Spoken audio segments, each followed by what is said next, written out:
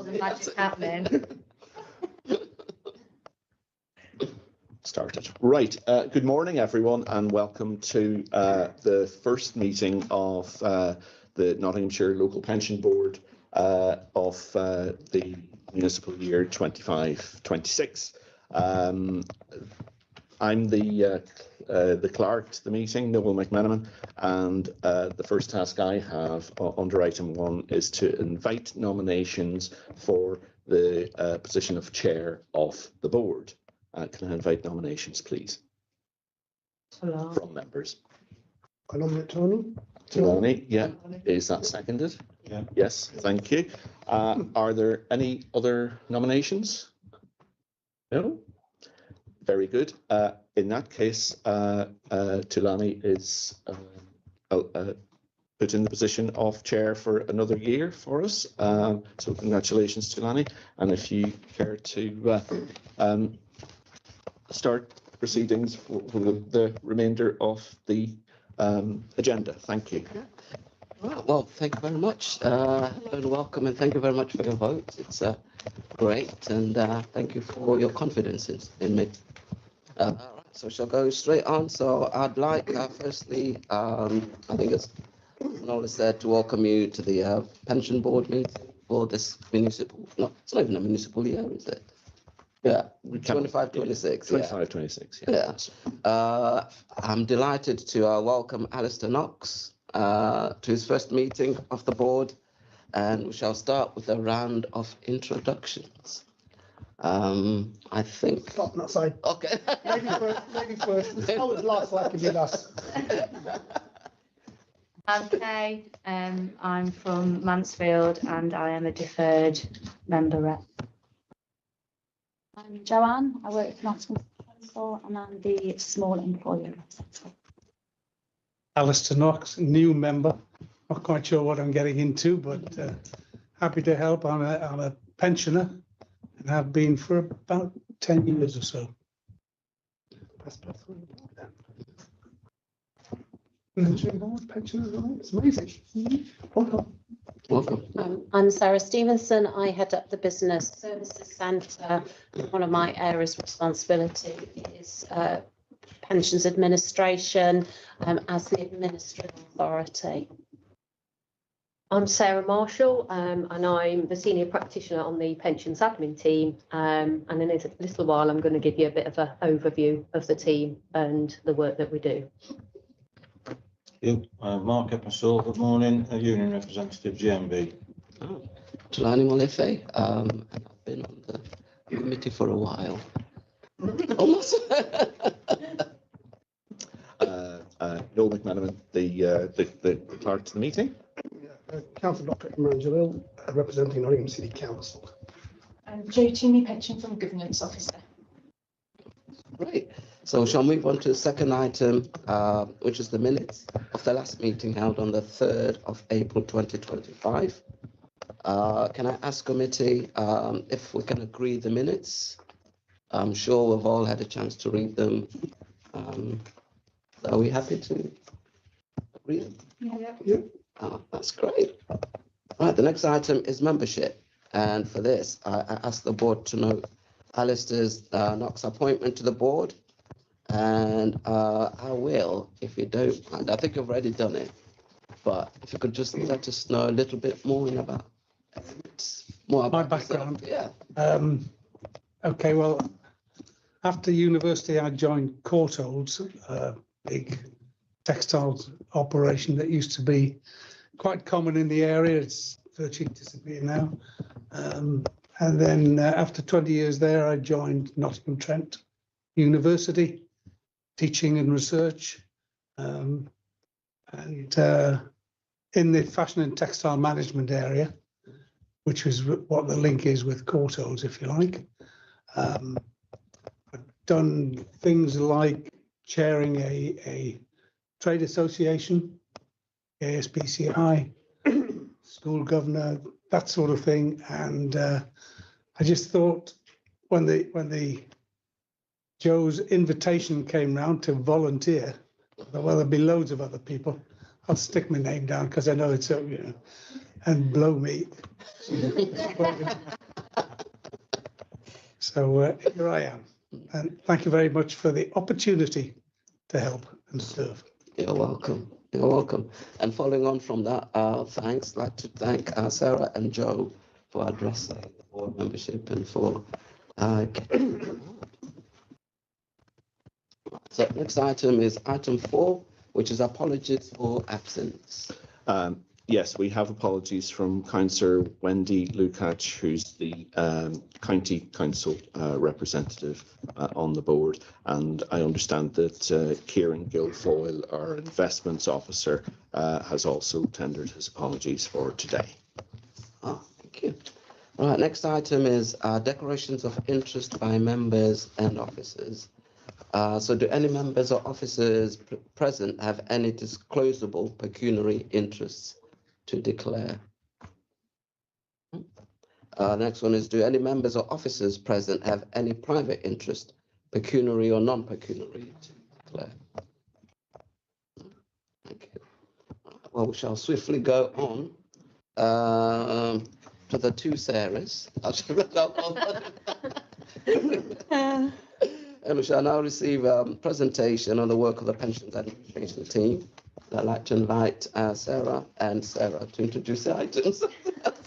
Sarah and Sarah. Thank you, Chair. I'll just introduce the covering report and then I'll hand over to Sarah so that she can deliver the presentation. So this morning's presentation is about the Pensions Administration team. The administering authority has a statutory responsibility to ensure proper administration of the local government pension scheme. So clearly the administrating team plays a critical role in ensuring effective management and administration of the scheme. So they have a number of sort of like headlining responsibilities. That's to deliver an efficient and effective administration service, ensure compliance with the LGPS rules and regulations, and that ongoing communication with active, deferred and pensioner members. So for board members who have been around since October 2024, this is the final presentation in a series that I brought to board. So the first one was back in October of last year when the pension systems team delivered a presentation on the main administration software that we use. That was followed in January of this year by a presentation by the Employer Support and Compliance team. The clue's in the title of that team. They support the scheme employers. So there's just under 300 separate scheme employers, but obviously they are looking at ensuring that scheme employers are fulfilling their responsibilities under the scheme regs. And the presentation in April was from Claire, who heads up our technical and regulations team. And you will be aware that the scheme regulations cover a number of sort of key regulation sets that service pre-2008, post-2008, which is a scheme based on final salary, and then the care scheme or career average scheme that came in April 24. So today's presentation concludes that programme to give you a more in-depth understanding of how the administration delivers its service. So the recommendations of this report are that the local pension board notes the contents of the presentation from the pension administration team. Thank you. Okay, brilliant. Thank you very much. So as Sarah just said then, my name's Sarah Marshall and I work as the senior practitioner in the pensions admin team. So I just wanted to go into a little bit more detail today about the role of the pensions admin team and the work that that team does. Yeah, so if we could just go on to the first slide on there, thank you.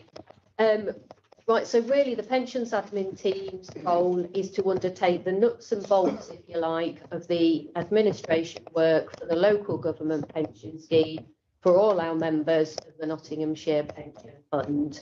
This means that really we have to make sure that we process and pay the right pension benefits to the right people at the right time. And also, in order to be able to do that, we have to ensure that we maintain pension records for all those scheme members behind the scenes.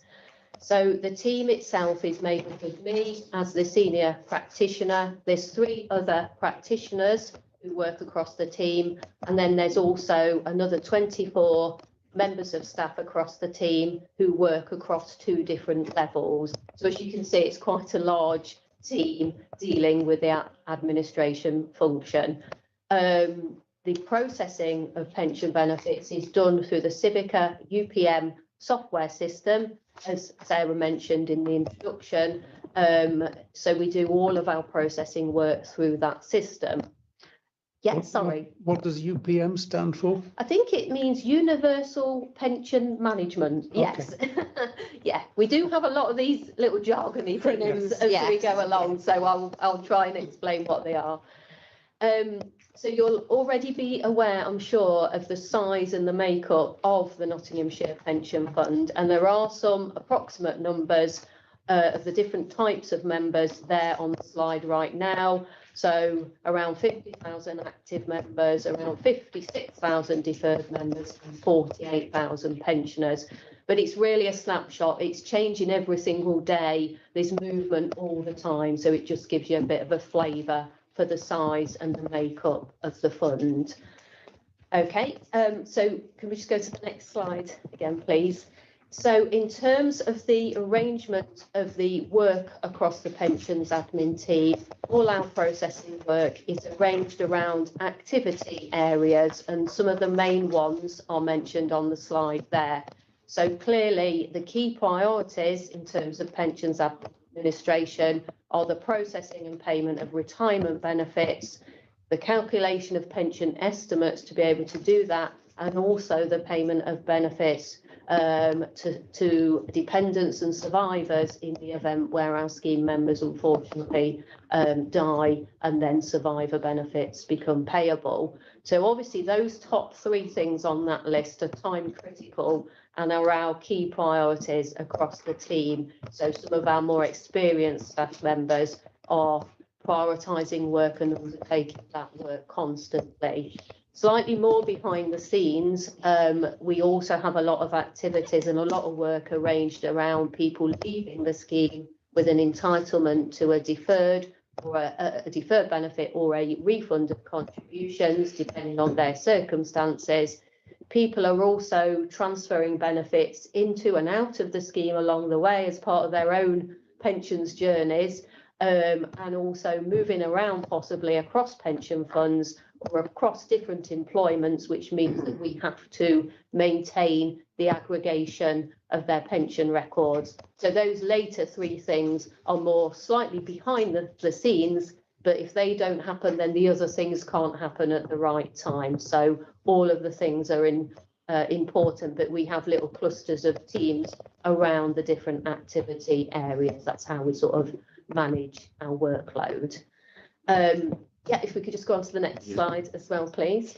So as you've seen, it's a very large scheme. There's lots of deferred, there's lots of pensioners, there's lots of active scheme members.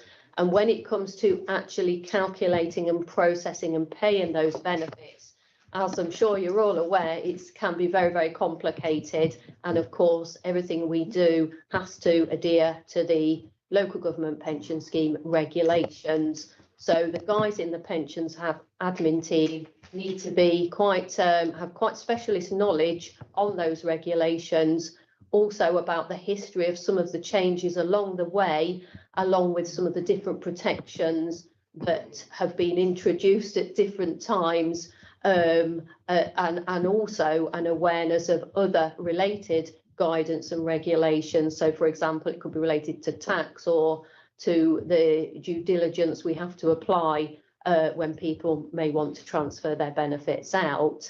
But just to give a little taster of that, as I'm sure you're aware, that the scheme, the local government pension scheme itself, has changed a lot of times over the years. It's a defined benefits pension scheme, and up until 2014, it was a final salary pension scheme.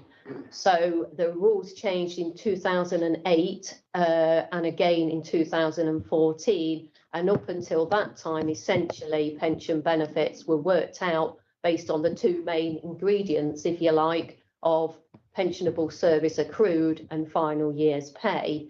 Since 2014, that's changed alongside most other, well, all other public sector schemes, I believe. And now pension is accrued based on pensionable earnings year on year and an inflationary increase. But we still retain a protection in the rules against the service built up to 2014. So that still retains a link with the final salary when a scheme member comes to leave or retire. And consequently, the members in the pensions admin team have to be aware of all of that and may potentially have to perform 3 different calculations at the point somebody leaves or retires, and we need to process and pay their pension benefits. We also have to be aware of some of the other protections and rules brought in across the years.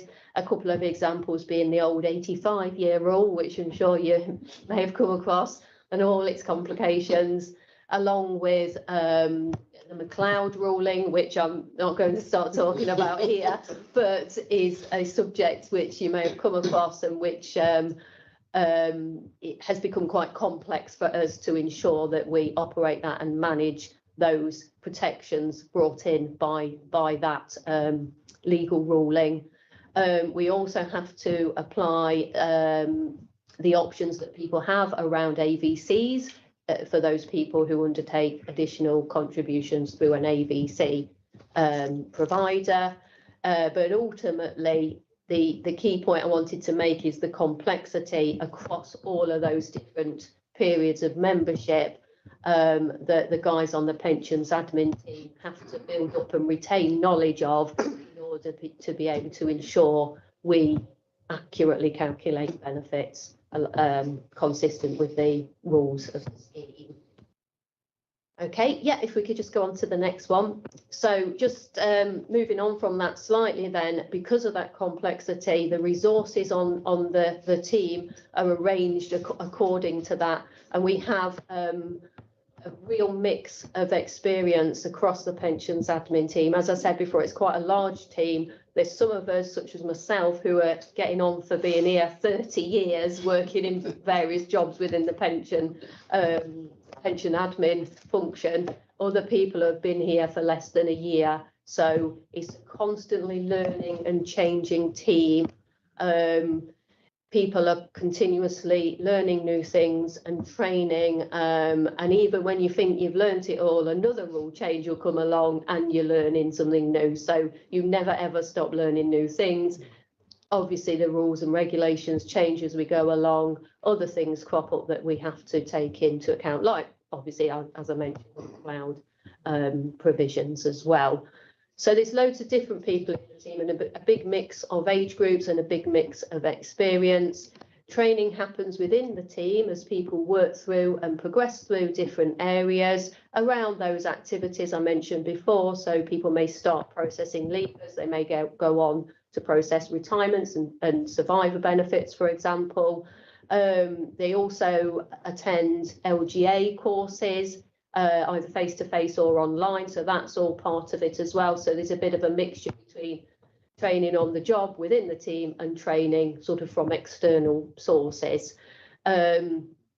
Currently, we've just had some progression within the team, so 3 of our people in the last literally week were successfully promoted to the next area of the team, and there's a current recruitment exercise ongoing again for some new people to come into the team. So it's sort of evolving and changing as we go along, and everybody's always learning and developing their experience and skills. Yeah, can we just go to the next one, please? If I can just simply say, LGA is the Local Government Association. Oh yes, sorry. That yes, yeah. Yes, so they would undertake training courses across different authorities. So, for example, when people join our team, what we tend to do is send them on a little residential course where it's a 2 or 3 day residential course, and they get input from the LGA on the regulations, the sort of theory behind the regulations and rules of the scheme, and they also get to mix with other people who are in the same roles from other local authorities, and it's actually really valuable and a bit of a bonding thing as well for the guys when they first become members of the team. So we found that's been very successful.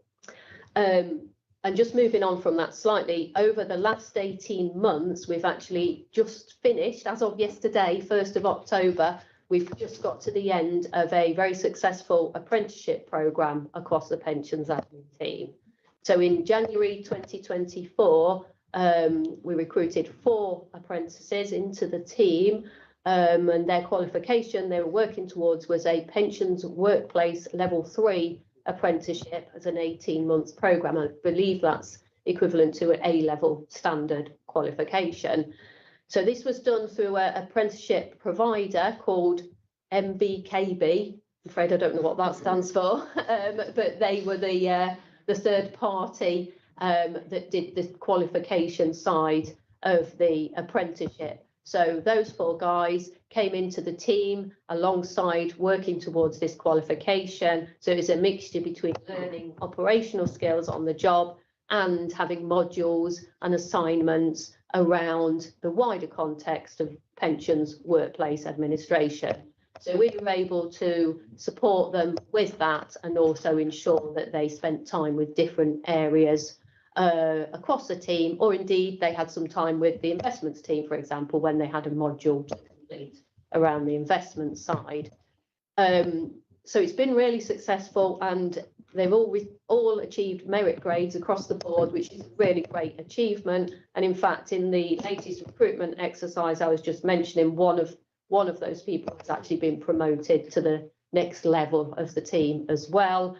But all of them continue in the team as they progress and develop. So it's worked really well. And in fact, the LGA, again, they've actually asked to use our experience as a bit of a case study.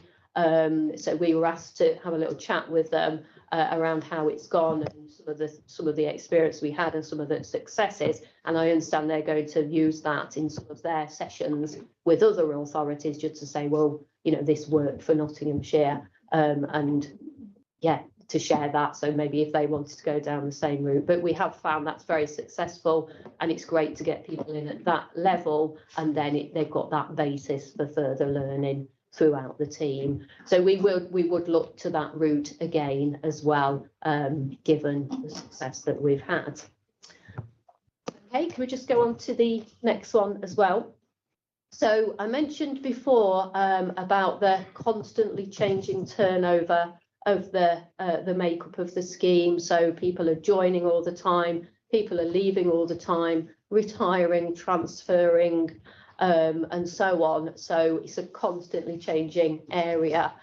One of the things we've tried to do, given that volume of movement, is we've tried to use developments in functionality and technology in order to be able to, as best we can, automate some of the areas of work, of administration work, where it's appropriate. So, for example, what we've done over the last year, 18 months or so, is we've looked towards automating some of the lever processing. So it means that we can process greater numbers of levers using this system without necessarily having to look individually in quite the same way. However, of course, in developing that, we've worked closely with our systems team, and we're also with colleagues actually from Civica who run the software UPM system to develop a specific functionality which incorporates many different validations along the way to make sure that any processing we do through this functionality is properly validated. It ensures that there's routes to check all the bits of information as they go through, and to pull out if there's any queries or questions or something that's not consistent with the data, for example, supplied by the employer or with the record itself. So So we're kind of learning and developing this as we've gone along, but it has been quite successful in processing a larger number of leavers over this last year, 18 months, than we would have been able to do otherwise, which means that the guys on the team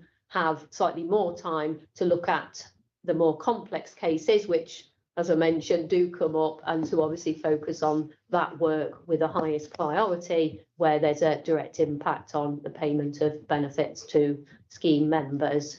So that's kind of a continuing development as we add in developing more automation around some of the other areas of work. One of those is how we aggregate records, and we've actually got a really good system working with the systems team and Civica of being able to categorise the different types of records, which will allow us to more efficiently ensure records are updated to reflect that person's membership. And then, as I said, when it comes on to them, that person then being in a position of retirement or whatever it may be, everything's ready to go for that person. So that's where we're trying to get to. But it's kind of ongoing, and we work with these other parties in order to do that. Okay, so, and just go on to the next one as well. So another thing that I thought it was important to mention, as of course you'll have realised in the process of undertaking our work on the pensions admin team, I'm sure you'll appreciate that we get a lot of inquiries from all of the scheme members, whether they're active, deferred, pensioners, whatever. Clearly they want to, they might want to ask us questions about their own specific benefits, or they might want to understand how the scheme works, or they might be planning forward and need some information, whatever it may be. Or also we find that if Martin Lewis has a programme on the telly, then the next day we will have a lot of phone calls. So, you know, there are often a lot of pensions related headlines at the moment, so people's awareness is perhaps higher than it has been in the past, which is a good thing. So obviously these people are thinking about their pension provision. So we get a lot of inquiries coming into the team, some through email. We also get a lot through telephone, and we always have, especially when it comes to sending out annual benefit statements at different times of the year. As you would expect, people have got queries and questions. So one thing we trialled last year, last July, was to work with a customer service centre for Notts County Council, for them to act as the first point of contact for taking telephone inquiries from people within the pension scheme. And that's been really successful. And actually following that pilot in June this year, we passed across that element of work to the customer service centre. So they now act as the first point of contact for our telephone calls. It's still early days with that, but it is quite successful. So what they do is when they get a call, they will do a number of things. They'll first of all, if they are able to answer it themselves, they will, or a lot of that might involve signposting the person to the relevant document or website or whatever it may be. And they're building up their knowledge and experience in the course of doing that. At the moment, to date, we've measured that they take around about 25 to 30% of calls at the first point of contact. So where they can, they will answer the question, or they will direct the person to the right piece of information or the right team.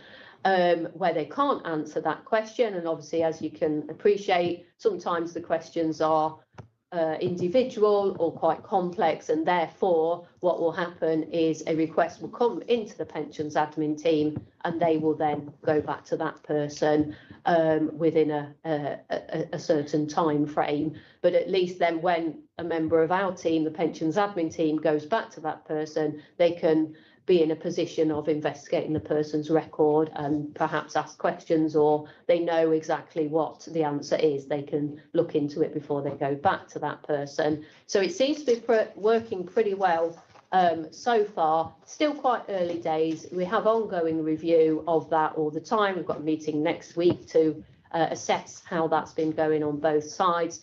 But we anticipate that that percentage will probably increase as we go along, as those people get more experience of it, as we develop the the sort of information we provide them with, and kind of learn from the experience we've had so far. We'll continue to grow and develop that, but it's pretty good. And the result of it, it means that the guys in the pensions admin team, instead of having constant interruptions as the phone rings, they can concentrate on the calculation and processing work to get those benefits out with a managed time to respond to the queries that are handed over to us. So it's a better way of managing those queries while still retaining that service to those people. Okay. But yeah, early days. So, you know, we carry on learning from that, and it will continue, but it's working pretty well so far, which is really good. Really good feedback as well from all concerned. So I know I've just gone through those slides quite quickly, and all I really wanted to do there is give very much a taster of the pensions admin team and some of the work that we do. Obviously, it gives you a sense of perhaps the size of the scheme, the turnover of work, and also some of the complexities, although you won't want me to, but I could go into a lot more detail about some of those regulations, but nobody wants to hear that. But it just gives a flavour of some of the things that the guys on the team have to think about. But hopefully it also gives you a bit of an idea of some of the developments that have happened recently in the team around automating things where it's appropriate and making sure that's properly validated and that occurs in line with the regulations. But also in terms of the work with the customer service centre, which has made things a lot easier to manage across the day-to-day management of work compared with phone calls being received, but also in terms of the opportunities for development and progression within the pensions admin team, alongside the apprenticeship programme that, as I say, literally that ended yesterday. So those guys are now properly in the team with their apprenticeship qualifications, which is really good. Yep, so sorry, I know I've whizzed through that quite quickly, and there's a lot of information there, but if anybody got any questions on any of that? Any questions? One, sorry. Yeah. When you say the calls go to the customer service centre then gets passed on, Yes. what's your turnaround to get back to the member? We try and do it as quickly as we can, but it's within 5 days. 5 is the days. recommended Okay. turnaround time. Often we're within that, but Yeah. I'd rather give a true expectation rather than promise something that isn't reality. But again, we've just been through the annual benefit statement time of the year. So I think in August we sent out, was it something like 38,000 deferred statements and 40-something thousand active statements within a few weeks of each other. So we knew we were going to have a lot of calls then, but then it will level off. So we wanted to go wider rather than, sort of make promises that we wouldn't So be if a able member to. rang and you would expect 5 days before you, if It'd probably be inside that, but that's the maximum. If they came to me and said I rang them on Monday and it's now Wednesday, I could say give them 5 days before you ring back. Exactly, Yeah, and that is the okay. message that the customer service centre gives them. Yeah. We do, to be fair, I should say that within that there is an escalation route as well. So Okay. if somebody was really, this is really urgent, I need to Yeah. see this one today, they've got a route where they can come direct in.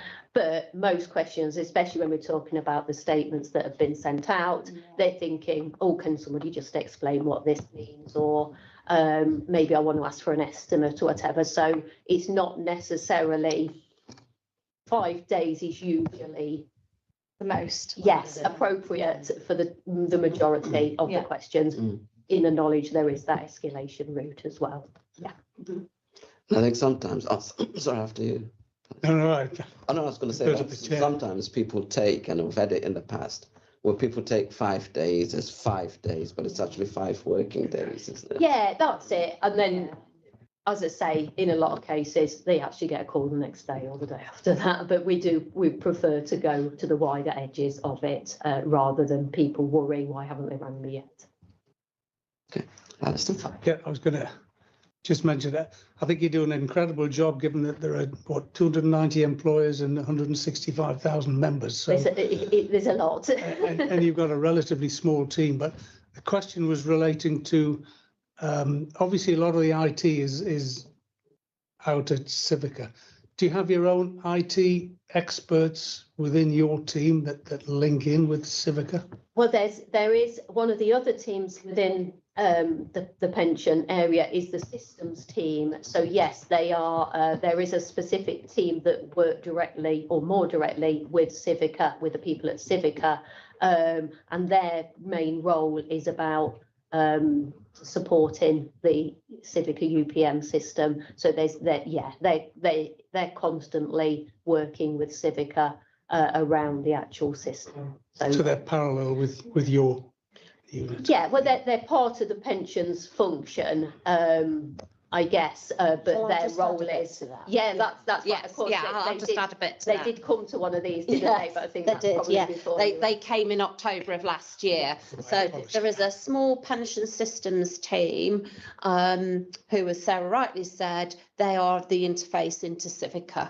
So we're just working with Civica to move the UPM system out of the council's data centre into a cloud environment. So then the infrastructure and the running of the system will be run by Civica.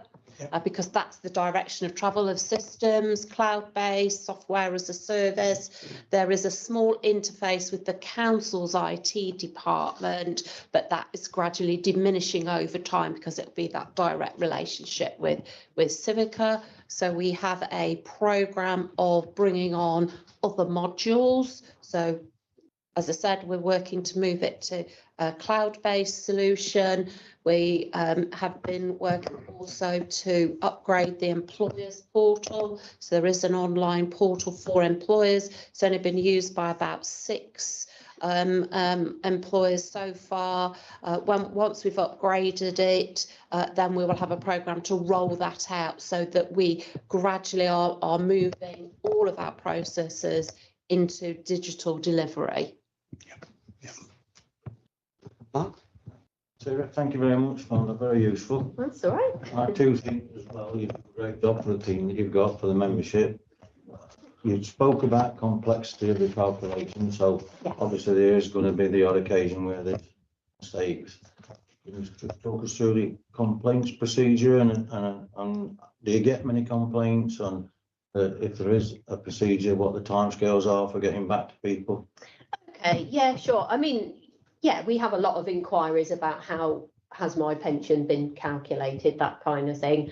So I guess there's probably 2 levels here. There's first of all, obviously, we would try if somebody contacts the pensions admin team and they're making a complaint either because they don't agree with something in the calculation or a query or something, then in the first instance we'll just try and investigate and go back to that person. Sometimes it's about the information that their scheme employer has provided to us. So sometimes, if they say, for example, I don't think that's correct for my final year's pensionable pay, I was talking about that being an integral part of the calculation, then we've got that from their employer, so we might have to redirect that back to their employer, and that might be the issue. So we would always try and just understand it in a more informal way or give an explanation might be sufficient. Sometimes it's a person not understanding it or needing an explanation of how the scheme works, or as I say, an issue that the employer has or hasn't supplied a certain piece of information. So in the first instance, we'd simply try and do an exchange to clarify the position or explain how the benefit's been calculated. There is a formal IDRP, internal disputes resolution procedure, as part of the regulations of the scheme, I guess, and that's a slightly more formal, I don't know what you call it, appeal or whatever, process built within the regulations, and that if somebody does choose to raise an IDRP, then that will be formally looked at as part of a specific procedure. And that means that it would be looked at by people independent of us, doing the admin function.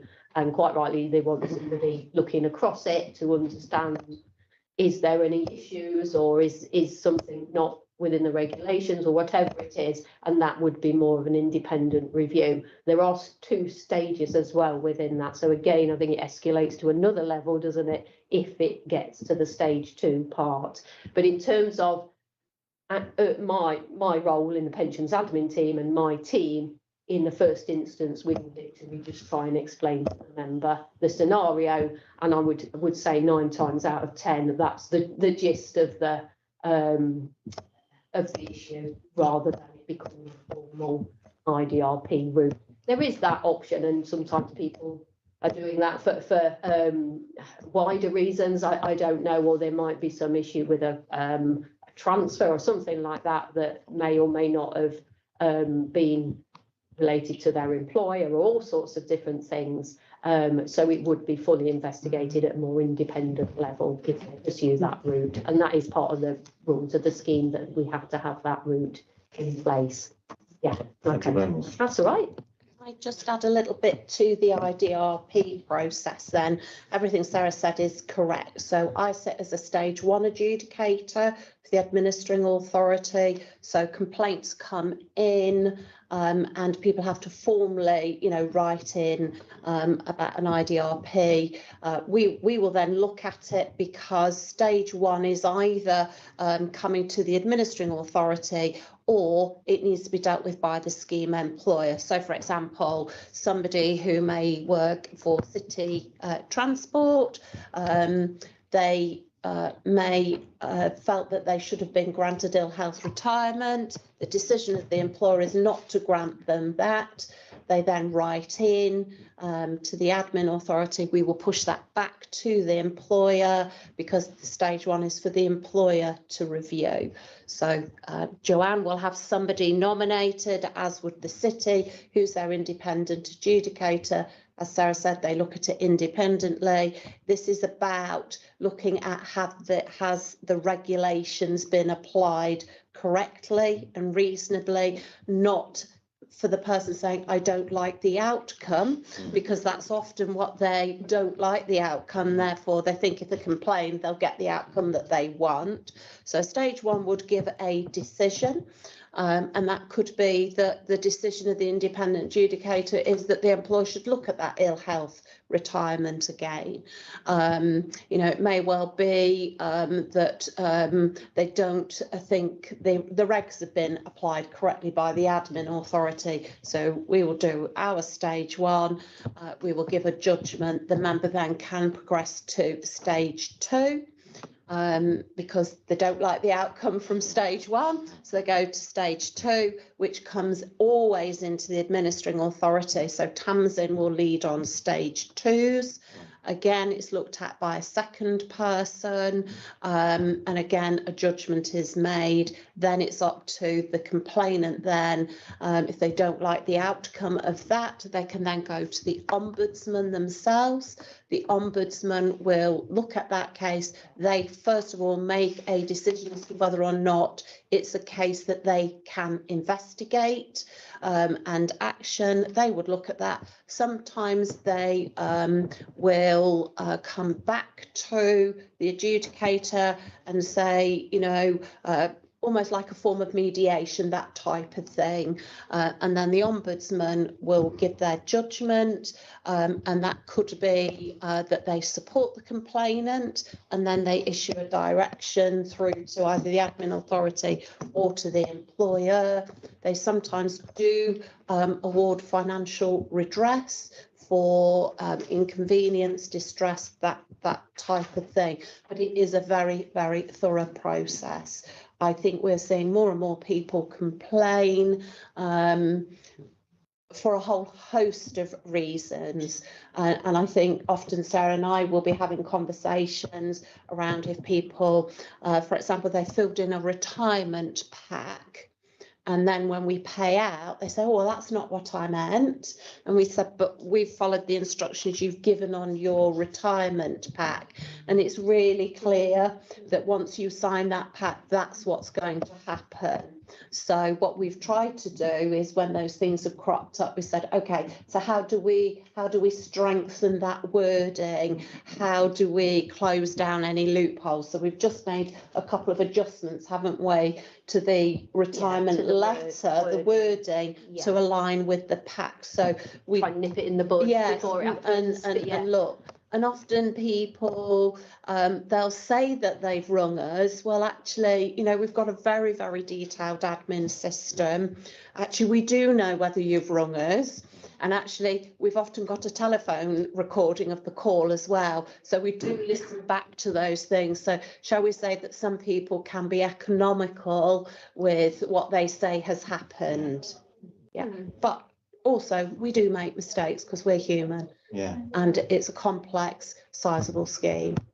Fortunately, Sarah, what I see in my position is I don't get people come and give you a compliment. They come to have a mouth. That's it. They only Yes. shout or whatever. Yes. Pass that message. Yes.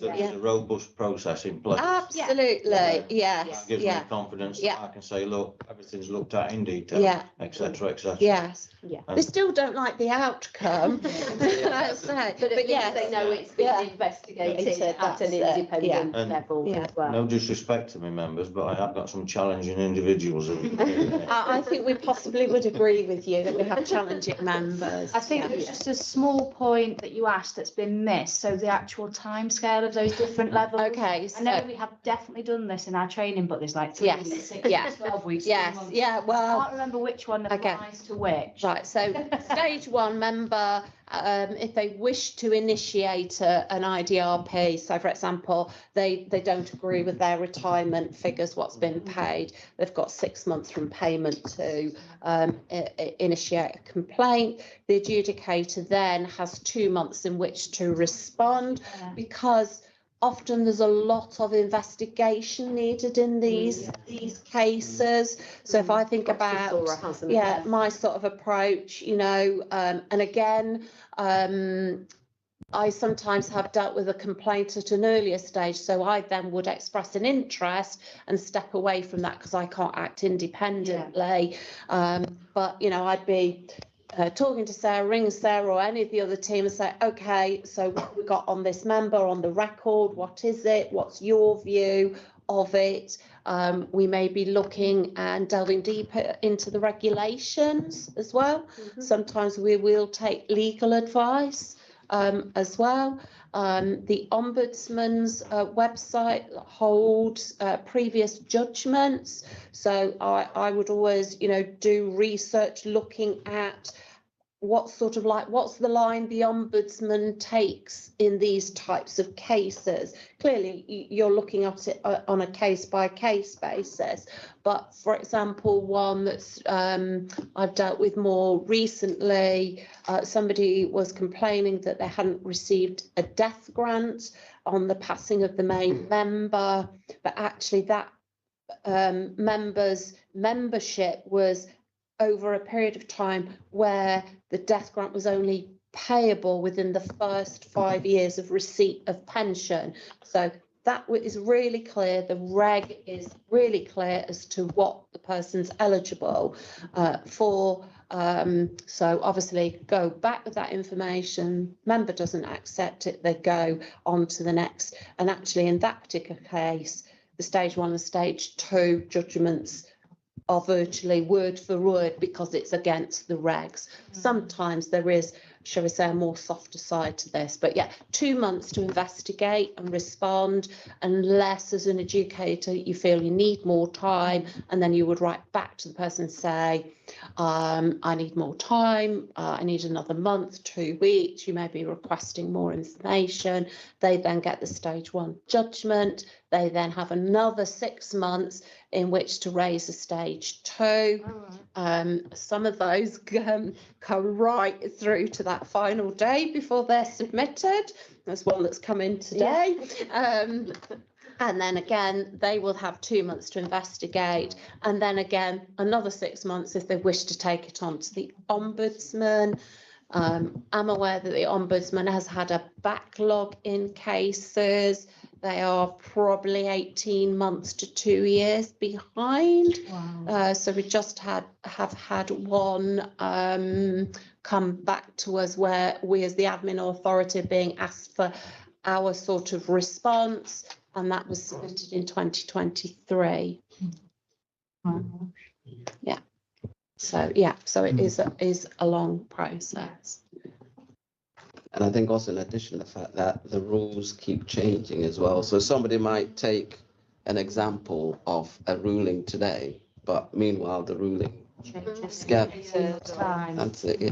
But you have to remember all the previous Which ones, rulings, exactly. because of different retrospective protections and so on. So Yeah. I think that's the skill of it, is to be able to pull all those things and put them into the context of each individual member sometimes for these kind of cases. I think in all the years that I've been an adjudicator, the one thing that stands out to me is people really not taking responsibility for their actions. So a complaint from a number of years ago, somebody filling in their retirement pack, they ticked whatever box they ticked. Then when the payment was made was, well, that's not what I wanted the maximum, but no, you tick the standard box. Oh, well, I talked to my colleague at work and they told me that's, you know, that's not how this works. These are lifetime decisions, and actually you may need to take independent financial advice at your expense. You may need to contact Citizens Advice. You may need to ring our helpline. We'll be really clear, we don't give financial advice. We are not regulated, but it may mean the member has to do some work themselves to fully understand their position, and you can't just come back and say to us, I don't like what I've got, I'd like to change my pack, because there's 177,000 members. If we were changing everybody's decision, we'd have a real issue. Yeah.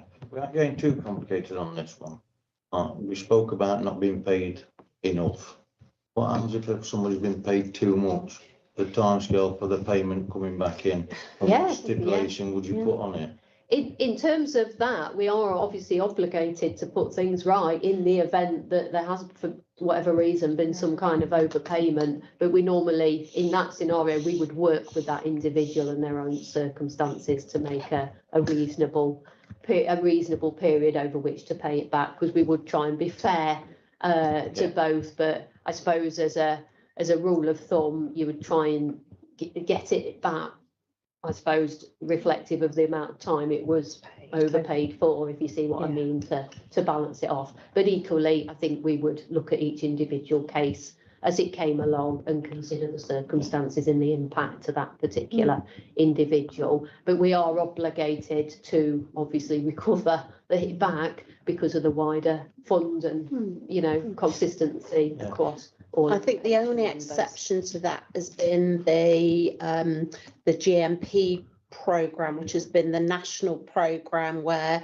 HMRC used to issue a GMP value into funds.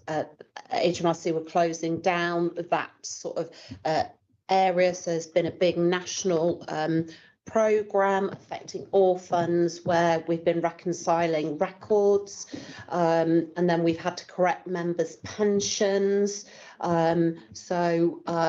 You know, members affected could have been overpaid. So we have corrected their pension, but the decision of the pensions committee, and it was within their remit, was not to recover the overpayments there. Now that, I think, is a fair and reasonable position to be in, because no member would ever have been in a position to know that that was happening. It's over such a long period of time as well, but isn't it? they have been corrected, but not recovering. We've been really clear in our correspondence. Clearly, you know, death of pensioners can result in an overpayment because people don't notify us that somebody has died. We will then look to recover, but again, you've got to look at the cost of recovery over the amount as well. And sometimes actually there isn't anything to recover, and then there is the formal write-off process for anything, but clearly we look to minimise that. Thank you very much. Thank you very much. Also, just before you go in, I think you mentioned GMP. GMP is guaranteed minimum pension. So that gives you the calculation for it. Okay. Sorry, Councillor. Yeah, fine. Thank you very much. Thank you very much, Sarah. And I'd like to echo what everybody else has said. Great, wonderful work you guys do, and it's not going to be easy. It's just stressful and hard. Just something I wanted to ask you. I mean, if you can elaborate on. I mean, there's a lot of grey area that you just mentioned with regards to the payments, and then when individuals at that age, for example, pensioners, some might not be educated or might not know actually ins and outs of the pension system. I mean, is there any kind of literature that we have or some kind of system that we have that we can educate them and guide them so that they can make the right decision and the right tick boxes? So that would prevent. I mean, I prefer prevention is better than cure. Yeah, absolutely. Prevention could save time and money on staff who you will have to use. To deal with those cases. And you mentioned it could take months and months, and then you've got external factors coming in. Is there any way we can actually, set this kind of like, traffic kind of, bumps or something, where we can stop that happening at different levels? Yeah, it's really about the information that they get provided with at the right time, isn't it? So, for example, we're constantly reviewing our documentation and forms. So the one we were just talking about there, where people have options to make when they come to retire, I want to take my maximum tax-free cash, or I want the higher pension, or whatever it is. It's really about making it really clear what their options are, giving them the information beforehand so they come to make an informed choice.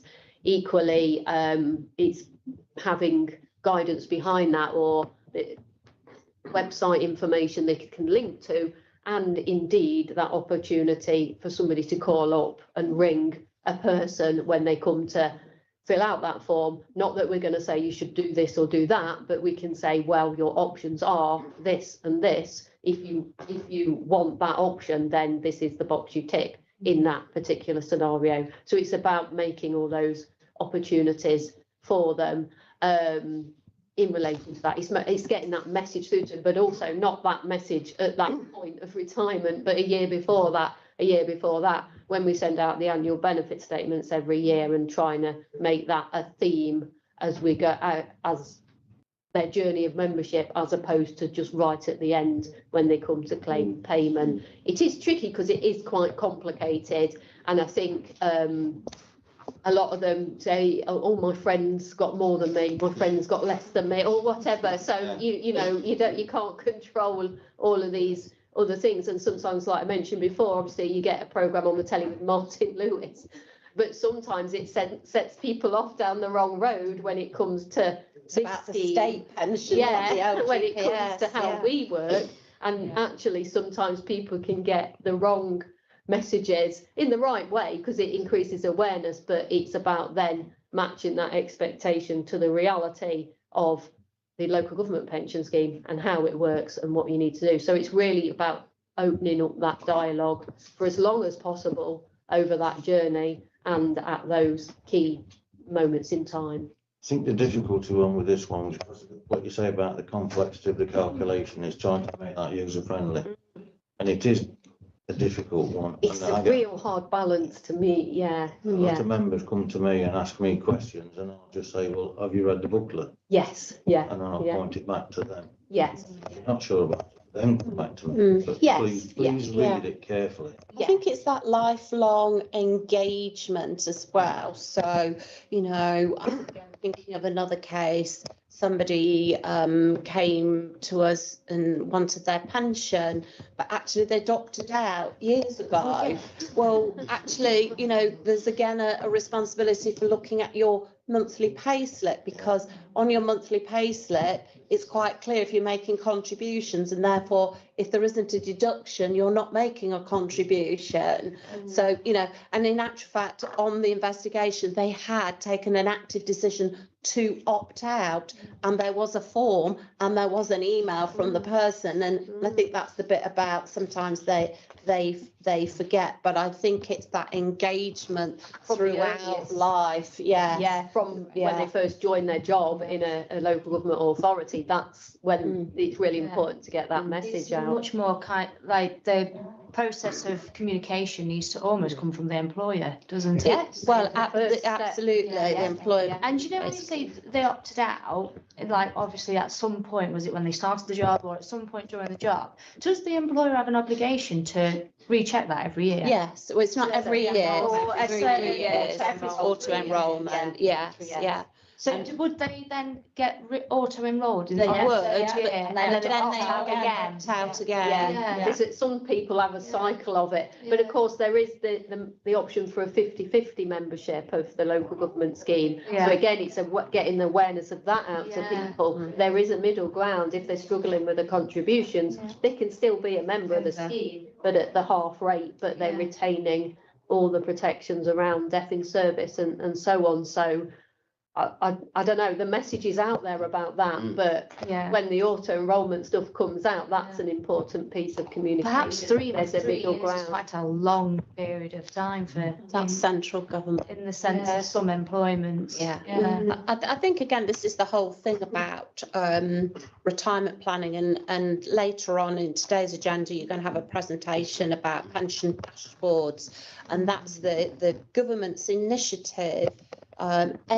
To connect people back with lost pension provision, but also to try and increase that understanding that individuals have a responsibility to plan for the future, because there may not be a state pension in years to come. Some of us may be old enough and therefore approaching it much sooner than others and more likely to get it. But the long-term sort of like direction, I think, is that there won't be a state pension in quite the same way.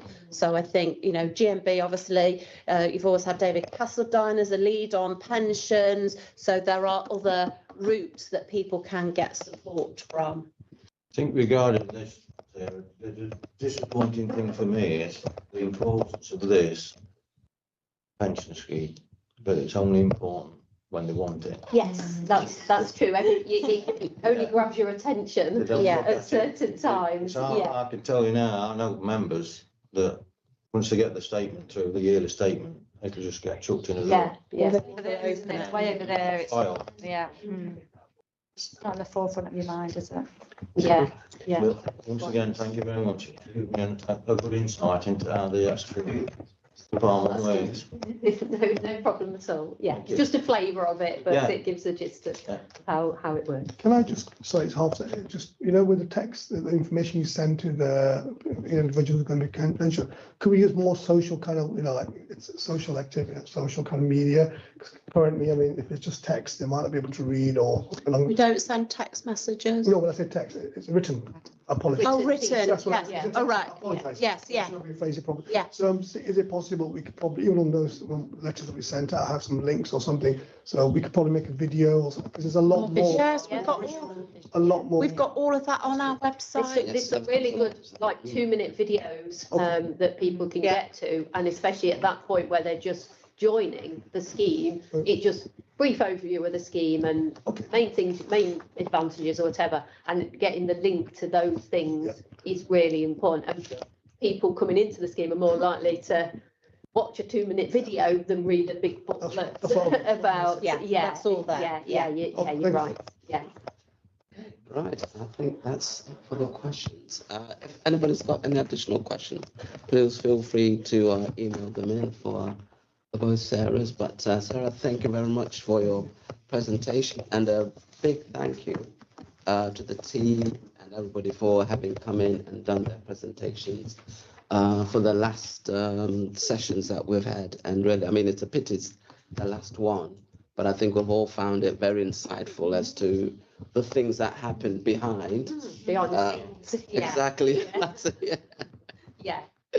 Yeah, so if you could please send our thanks to everyone for thanks. Thank you very much for the team for organising it. So, thank you. So you're now free to either stay. Yes. Or... No. I'll go and do some of those things. Okay. Slides. Thank you very much. Nice to meet everybody. Thank you. Thank you. Thanks. And just for the board to note that presentation, and really thank everybody for your questions. I think one of the most important things is to be able to ask your questions and get them answered, because sometimes you can go somewhere and feel, oh no, I can't ask a question or stuff like that. But it's important that you leave knowing.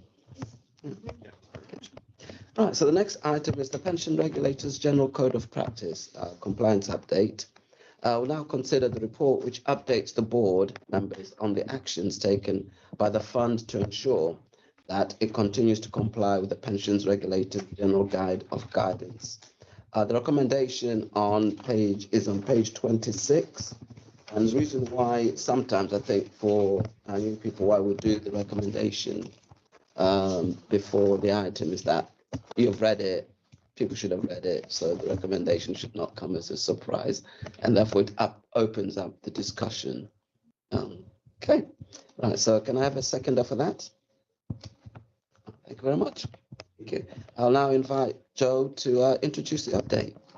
Thank you. There's a lot of the history in the report, so I won't go into it all, but in a nutshell, this is a follow-up from the report you had in February. When we came then, we explained that the pension regulator had published its new code of practice in January 24 and came into effect from the 27th of March 24. As a fund, we did a lot of work with our actuary to find out how we complied with that code of practice. And from that, we drew an action plan to make sure that we could tick all the boxes we needed to. We presented you with that action plan in February, and the report today is just to close that off so that you can see the work we've done, those areas where there are larger projects that are still ongoing, and kind of hopefully give you the assurance that we are in a good position as the fund in terms of compliance with the code of practice. It's a very brief report. Any questions to John? No? Okay, fine.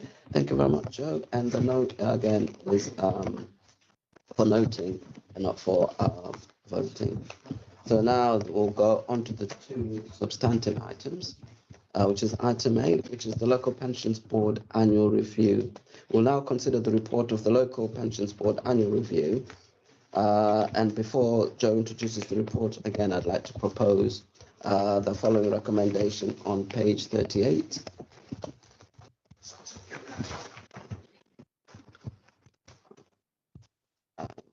Which is that the board approves its annual review for 2024-25 as attached in Appendix A to the report, and recommends it for the presentation to the Nottinghamshire Pension Fund Committee, which we've all been invited to on the 13th of November. So can I have a second for that? Thank you very much. Joe, if you'd like to introduce the report, please. Thank you. Again, not a huge amount to add to what's already there, but effectively this gives a bit of a summary of all the work that the board has done during the 24-25 financial year. Let me just double check I'm using the right words, rather than in the municipal year. It's an opportunity then for it to go to the Pension Fund Committee so that it can see the work you're doing. It's a tool should you wish to make any recommendations to the Pension Fund Committee, and then it will also form part of the Pension Fund's annual report. There is some summary information in there generally about the work of the board, but the board review itself is also included in full, setting out everything you've been up to during the previous year. Thank you, John. Do we have any further questions or comments, observations? No? Thank you. We'll now move to a vote. This is an item that we need to vote on. So first and foremost is, do we have any votes against or abstentions? No? In that case, we shall take it as carried. Thank you very much. The next item is, and I hope you've all read this and hopefully kept awake. It's Before we start, does anybody want any water or anything? I'm just going to fetch one for myself. I could do with a quick comfort break. I'll Okay, be yeah, honest. so we have a 5-minute comfort break. 2 minutes. 2 minutes, okay. That's very specific. Right. Should we just adjourn? Just briefly stop the broadcast. Thank you.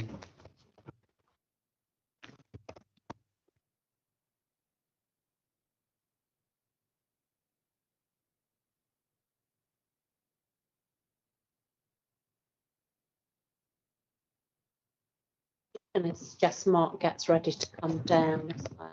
That's a good idea. Oh, yes, please. I'll bring it first. Oh, no, thank you very much. Thank you. No coffee and biscuits then. That's We've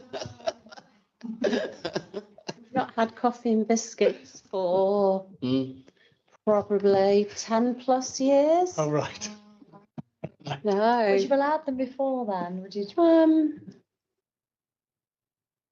There was Certain meetings there was coffee, wasn't there? But certainly would be longer than 10 years. Okay. This is local government, Alistair. Yeah, I know. Public money. Just be aware. I'm having a confirmation we've stopped broadcasting. So if we can talk freely but mindfully. Thanks, Paul. I think a lot of it comes from, there was a newspaper headline. I can't remember if it was the city or the county. And it came out that we're spending £50,000 on biscuits. So I think when that comes out as a headline,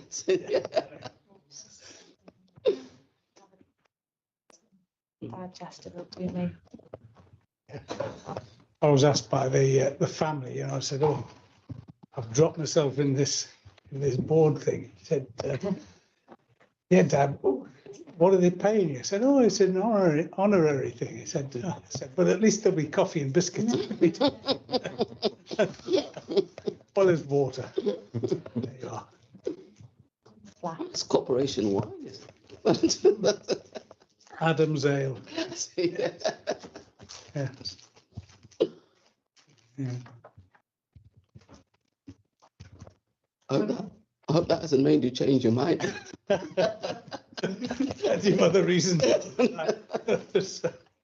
Has anybody else done all this video training from the actuaries? Yeah, I haven't Barnett completed or mine what- yet. what- no. what- whatever his name is. Haven't Barnett. completed it yet. Yeah, Oh, not completed it all yet. yeah. Slowly going through it. It's intense, isn't it? It's a lot. Yeah. Complicated. You've done it all, have you? That's why I've got blood pressure. Yeah. Yeah. No, but that's also the other thing, that there's loads of training out there. Yeah, there is. Yeah, because it's a moving feast. Yeah. Yes. I find it easier to do a little bit at a time, because if it all comes in at once, just washes over me. I like to sort of take my time and do a little bit, and I'll do something else a little bit another time, and rather than all sit and do it all at once. If that makes sense. Oh yeah. That does make sense. So I needn't have panicked to do it all before I got to this meeting. Yeah, it's too much to sort of Yes. all at once. It was good having lots of different voices, I think, this time. Yeah. Yeah, because sometimes if it was the same person, it just it helps you nod and then. Yes. Yeah.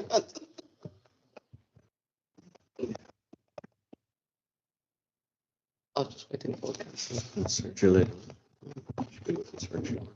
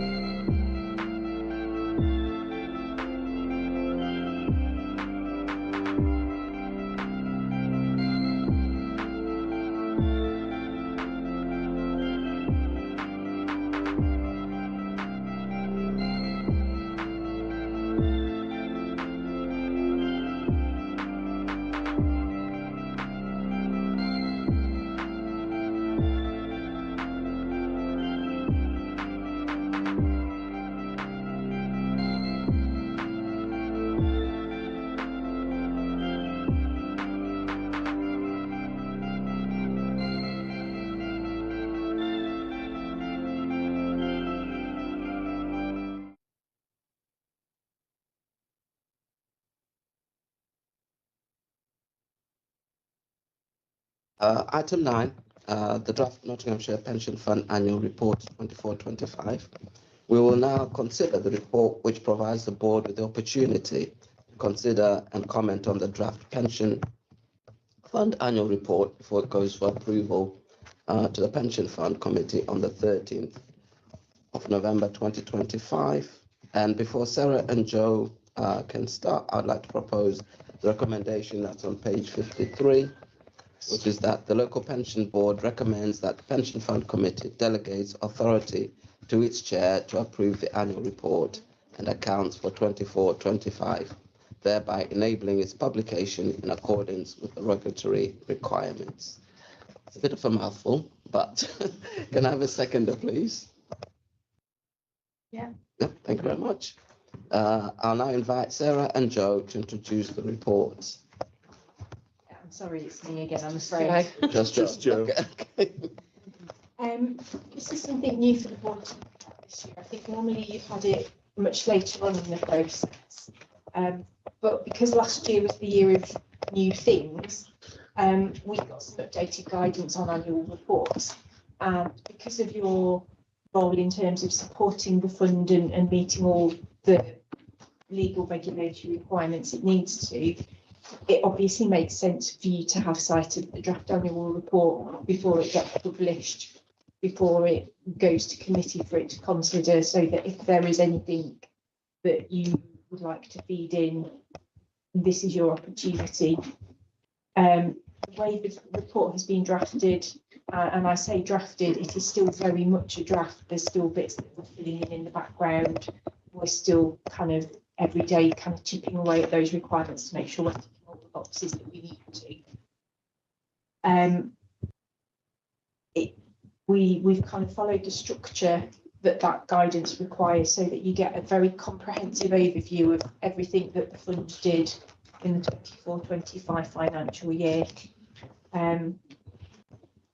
While the new guidance was in place last year, it was very much on a best endeavours basis. So if you look at this year's annual report and compare it to previous years, you'll notice that the content's probably still very similar, but arranged quite differently. You get within the annual report a comprehensive overview of all the governance stuff, which is exciting for me. You get a lovely chapter that sets out everything that the administration's function has been doing and that you've been hearing about. You get the overall performance of the fund's investments, and this is also the vehicle for presenting the pension fund's accounts. Since the covering report was drafted, we have been having conversations within the team, and we're hopeful that actually we will. The wording of the recommendation is about a delegation to the chair, because in the past few years, with the timelines for audit, it's meant that we've not been in a position where we've had fully audited accounts by the date which we have to publish, which is the 1st of December. Apparently, conversations this year are looking encouraging, so hopefully whether we'll be in a position by the pension fund committee to have a final audited set of accounts, we're not entirely sure, but hopefully it shouldn't be too long after, and it should be in advance of the 1st of December, but please don't hold me to it because things happen. I think as the annual report develops in time, it will become even more helpful as a kind of comprehensive overview of the work that the fund is doing, the way it's supporting members, the way it's kind of delivering those things that it needs to deliver. So really, if there's anything to kind of feed in, if you've got any typos, please email me and I can get them sorted out. And just any comments you'd like to add at this point before we present it to the committee on the 13th of November. Well, I think I just start with a thank you, because it's a really good, I mean, it's fantastic. I think also includes our report as well in there. So that forms part of the overall annual review. So really, it's any comments, observations?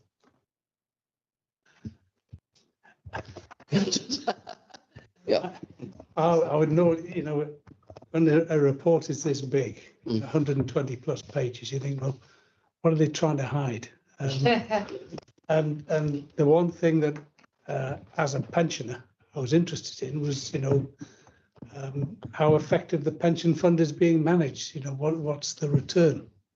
And when you look down into the figures, there are one or two areas where you think, well, I know my private pension fund had quite a good year. This fund didn't. And if you look at the average of the fund, the performance of the average over the last 5 years, I think it's 1.2% below your target, your aim. And on a fund of 7 billion, that's cost the fund 80 million a year. That would be a concern for me.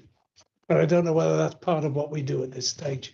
Just an observation. It's a great observation, because one of the things is that, unfortunately, because we take a long-term view of things, and things are calculated, so the evaluation is calculated on the day. So there's loads of stuff that can happen in between. With 1 year, one triennial, where our figures were down, but overall they went up because it was just a blip in the market. So that's the problem, that, it's got to be overall. But in terms of assurance, is that we are what is called now overprescribed. So we've got more money than our, what's the word? Fully funded. I think. Fully funded, that's the one. Yeah. Thank you, so fully funded. So to some extent, it means we've overshot our performance. So there is enough money in the fund that if we're to pay out everybody would get paid. So now we're now in that new area, which is we've got, in quotation marks, a surplus, but it's not a guaranteed surplus, because, as you know, with everything that's happening across the water, that affects a lot of things as well. So sounds like I'm defending it, but I'm just telling you from experience. But a five-year average is a bit of smoothing over those sorts of lumps. Yeah. I know our colleagues in investments would talk about this being invested for the longer term. Just so you can get assurance, if you do have specific questions, if you can let us know and we can channel them to the people who are best placed to answer them, to give you the answers you need to come up with your views. So unfortunately, we haven't got any colleagues from investments available today who can give you a proper answer, but we can either take any questions away, or, as I say, if you email them over, we can come back to you directly. Okay, just to the chair, the bigger the surplus, the employers might be able to take a contributions holiday sort of thing. Ooh. So it's not just pensioners who are interested. It should be. Yeah, I think there was a pensions holiday that was given how many years ago, and that caused a lot of problems, because obviously, I don't think in my lifetime of being involved in the pension fund there has. In the report, it signposts where to look for the investment strategy, because obviously the risks in here, they're just the score, aren't they? There's nothing about the actual management of them. You signposted where to look for that for the investment ones. But what about the corporate risks? In terms of the risk register, the fund now presents it so that only headline information is available, and I'm sure Sarah will have comments that she can chip in. We present it during meetings as an Excel document so that we can because we're not exposing areas of vulnerability. So is it all exempt? I thought it was just exempt. Yeah, it's all exempt. I think, well, we'll come on to the risk register as another agenda, so I can explain that there. Yeah. Possible typo. Well, I don't know, might be right. On page 92, you say the actuarial fees have gone from minus 52,000 to plus 44,000. Oh, there's going to be a dash. I think I remember seeing from the spreadsheet that it was a minus, but we'll double check that. Can't imagine actuaries giving you a refund. Maybe they have. We'll double check and see. Okay. I'm sorry, Joe, I'm being No, picky, no. aren't I? No. What are you here for? Yeah, exactly. Yeah. Yeah. Any other comments, questions, observations? Right, so Joe, can I just check on the basis of what you said? Are we going to retain the current recommendation in terms of delegating to the chair? Or It may be that it's more a recommendation that it is approved for publication to persons unknown, maybe more appropriate, okay, but maybe without the persons unknown bit. right. Because it may be that the committee is able to do it, it may be we do still need that delegation to go I forward. see. Okay. Well, I'll work on it.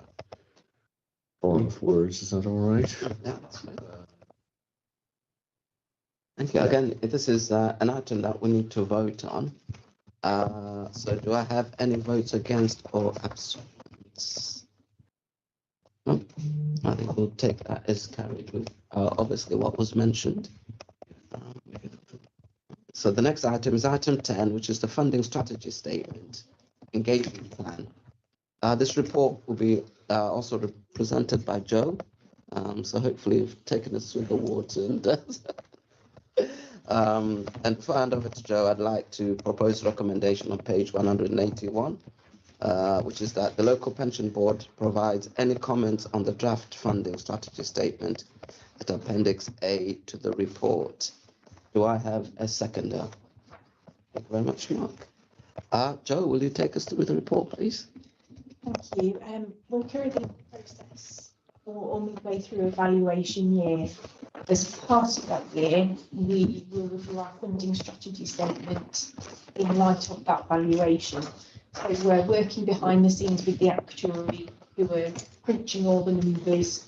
We've sent all our data over to them. They're doing all their calculations and applying that. And that will guide our funding strategy statement for the next 3 years, which will then help us determine as a fund our investment strategy. In preparing that funding strategy statement, we have some more new guidance. If this was a bingo card, we'd be on form. We, as part of that guidance, now have to produce an engagement plan. Again, new guidance talks about us bringing it to you in your oversight role so that you can make sure that we're following that process, that there is an arrangement in place. We've very much in drafting our engagement strategy looked at what has worked with fund employers previously, the different kinds of messages we get from them. We've kind of taken a very similar approach because of the relationships we've built with our employers. We have pretty well established channels where they feel able to submit changes to the way the funding strategy statement was going to have because of the new requirements.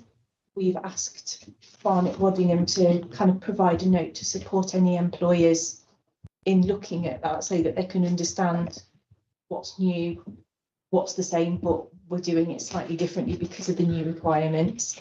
It's also going to set out those areas where the content is defined by statute, where there's nothing we can necessarily do to change it, and those areas where there's maybe discretion and local flexibility, because there's nothing more frustrating where someone takes the time to come back to you with feedback and then you go back and say, I'm sorry, actually we can't do anything about that. So hopefully it will help people concentrate any feedback to those areas where it can make the biggest difference. We're looking at running the consultation for a 2-month period to give employers the kind of best opportunity to consider that. And we are hoping that within that period, we should have the draft valuation results available so that employers can then look at their responses in the context of those results. Because we haven't quite got a definite date yet for when they will be available. We're a little bit hazy on when we're looking at sending a reminder, but the plan will be that we will send an initial contact out to employers and ask them to make sure that their guarantors are aware of the consultation and say, this is a draft funding strategy statement, please submit your comments, views, etc. And we'll follow up once the draft results are available and say, that email, that message, that communication we sent you, just a little bit more information to help you. Draft valuation results are here. Don't forget to get your responses in by. And anyone that obviously sends us a response, we can confirm what we do with that. And then once the funding strategy has been agreed, that will ultimately be sent, or a link to it will be sent to all the employers, again asking them to forward it to their guarantors. What we'd also like to build into the process is you've sent a draft funding strategy statement to yourselves. So we'll make sure that you get sight of it when it's available, and then again any comments you can feed in through that process. So I think that's about all I'd like to say on it, unless Sarah's got anything to add from her end. Okay, I'll open it up to questions, comments, observations. No? Okay, thank you. It's again, this is one of the ones that we need to vote on. So have I got any votes against or any abstentions? No. Carried. Thank you. The next item is a presentation about the National Pension Dashboard, which was mentioned earlier. And for this report, sorry, excuse me, and presentation, updates to the board on the National Pension Board Programme, I invite both Sarah Stevens and Mark Lane to introduce the report. The report is for presentation and for noting, so there's no vote required. And is the board happy to note the information that will be provided? Okay. Thank you. So just a short introduction before Mark's presentation then. So the Pension Dashboard Programme is a government initiative which is going to allow individuals to access information from all their pension providers, including the state pension, together in one place through a secure online platform. The programme has been established by HM Government and the Money and Pension Service to help people become more engaged, which I think is one of the things we were talking about earlier, with their pensions, and encourage better retirement planning, and also to reunite people with lost pension pots. All UK pension-based pensions, including occupational and personal pensions, are required to connect to the dashboard architecture, or the ecosystem as it's called, by the connection deadline date of the 31st of October 2026. And dashboard's available point is the launch date when the service will be made available to the public, and that date is still to be confirmed. So I'll hand over to Mark so he can actually take you through the programme and what we've been doing as a fund as well. Thanks, Sarah. Good afternoon, everybody. First things first, I'll apologise in advance. I've got a little bit of a cold, so that's why I wasn't here for the entirety of the meeting. So yeah, I'm going to give you a bit of an overview of the outline of what I'm going to discuss today. So is it you, Joe, that's controlling the slides? If you want to move to the next one. My name's Mark Lane, and I'm the project manager here for the Nottinghamshire Pension Fund. I know you've heard from all of the other sort of teams within the fund now, so I kind of flip between them all. So when a project comes into play, obviously it's losing the name of my title, but I get involved in things that you've heard of, like McLeod, GMP, and now dashboards is another one. So what I'm going to run through today is what Sarah's just briefly mentioned. I'm going to give you an introduction and give you a bit of a flavour of how the PDP present themselves and what they see it, the vision for it, if you like. The first sort of 25 slides are going to be rather quick, so there's a lot of them, but they're quite short. And I'm going to run through some timelines with you just to give you an idea of those dates that Sarah was just mentioning and some of the governance. Then we're going to move on to data matters, and it is a bit of a play on words because they are the matters of data as well as what matters within the data. And then, of course, the pressures that this programme is bringing, which is obviously linked to the projects and stuff that we've got already on board. And then eventually I'll invite any questions. I'm not saying I'm going to be the one that can answer all of them, but I'll do my best. So the next slide is the introduction. With more than 2/3 of people holding multiple pensions, it can be difficult to get a clear and complete picture of retirement savings. To help, the Pensions Dashboard programme was established to address this challenge. Dashboards will be the place where individuals can view information about all of their pensions in a clear, simple and secure format. But making this happen is going to involve a lot of important steps and a lot of preparation, especially on administrative authorities with regards to its data. How does it work? The journey begins when an individual decides to go online on their phone or on their computer, that sort of thing, and they will log into what's going to be known as a dashboard. Now, these dashboards are going to be available from multiple sources. They can be commercial, or they can be the one that MAPS is going to sponsor themselves. From there, you submit a request to find your pension information, and this will initiate a secure process that's designed to protect your data but ensure accurate results. First of all, you'll be sent towards an identity service which confirms that you are who you say you are, and more importantly, confirms who you claim to be. You will then move on and to be asked to give your consent and your authorization so that this can be used to perform a search on all of your pensions or potential pensions. This will also act to authorize providers and schemes like ourselves to be able to send your pensions information to that dashboard. Obviously, you can withdraw your consent to this at any time. Once the identity is confirmed, this is when the Pension Finder service takes over. It's important to note at this point that the Pensions Finder service is not a database, and it does not store personal or pensions data. The Pension Finder service sends your request to all of the pension providers and all of the schemes throughout the UK and everybody that's been mandated to join the PDP.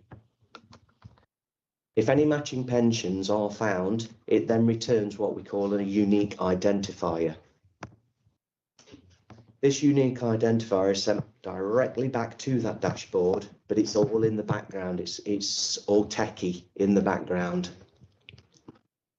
This will then enable you to request the pensions information that you went onto the dashboard originally to look at. And it's very important to note that this is only yourself that can access that data. So after you've gone through all of that process, it will be only you that gets presented with the information. That was just a brief overview of what their vision, I suppose, is and how it's going to work. So the next step is the timeline of the PDP, because this has been going on for quite some time, to be honest, and it's had a bit of a stall at one point as well. So the next slide. So some of the key dates, but more importantly, what are the meanings of those key dates? I know Sarah mentioned some of them earlier briefly. There are 3 dates of importance. There's the connect by date, the connection deadline, and the DAP, which is known as the dashboard's available point. The connect by date is where the pension schemes are to connect by, and that started in April of this year. All public service pension schemes, or PSPS, and including us at the local government pension scheme, must connect by the 31st of October 2025. However, it's worth noting the terminology here.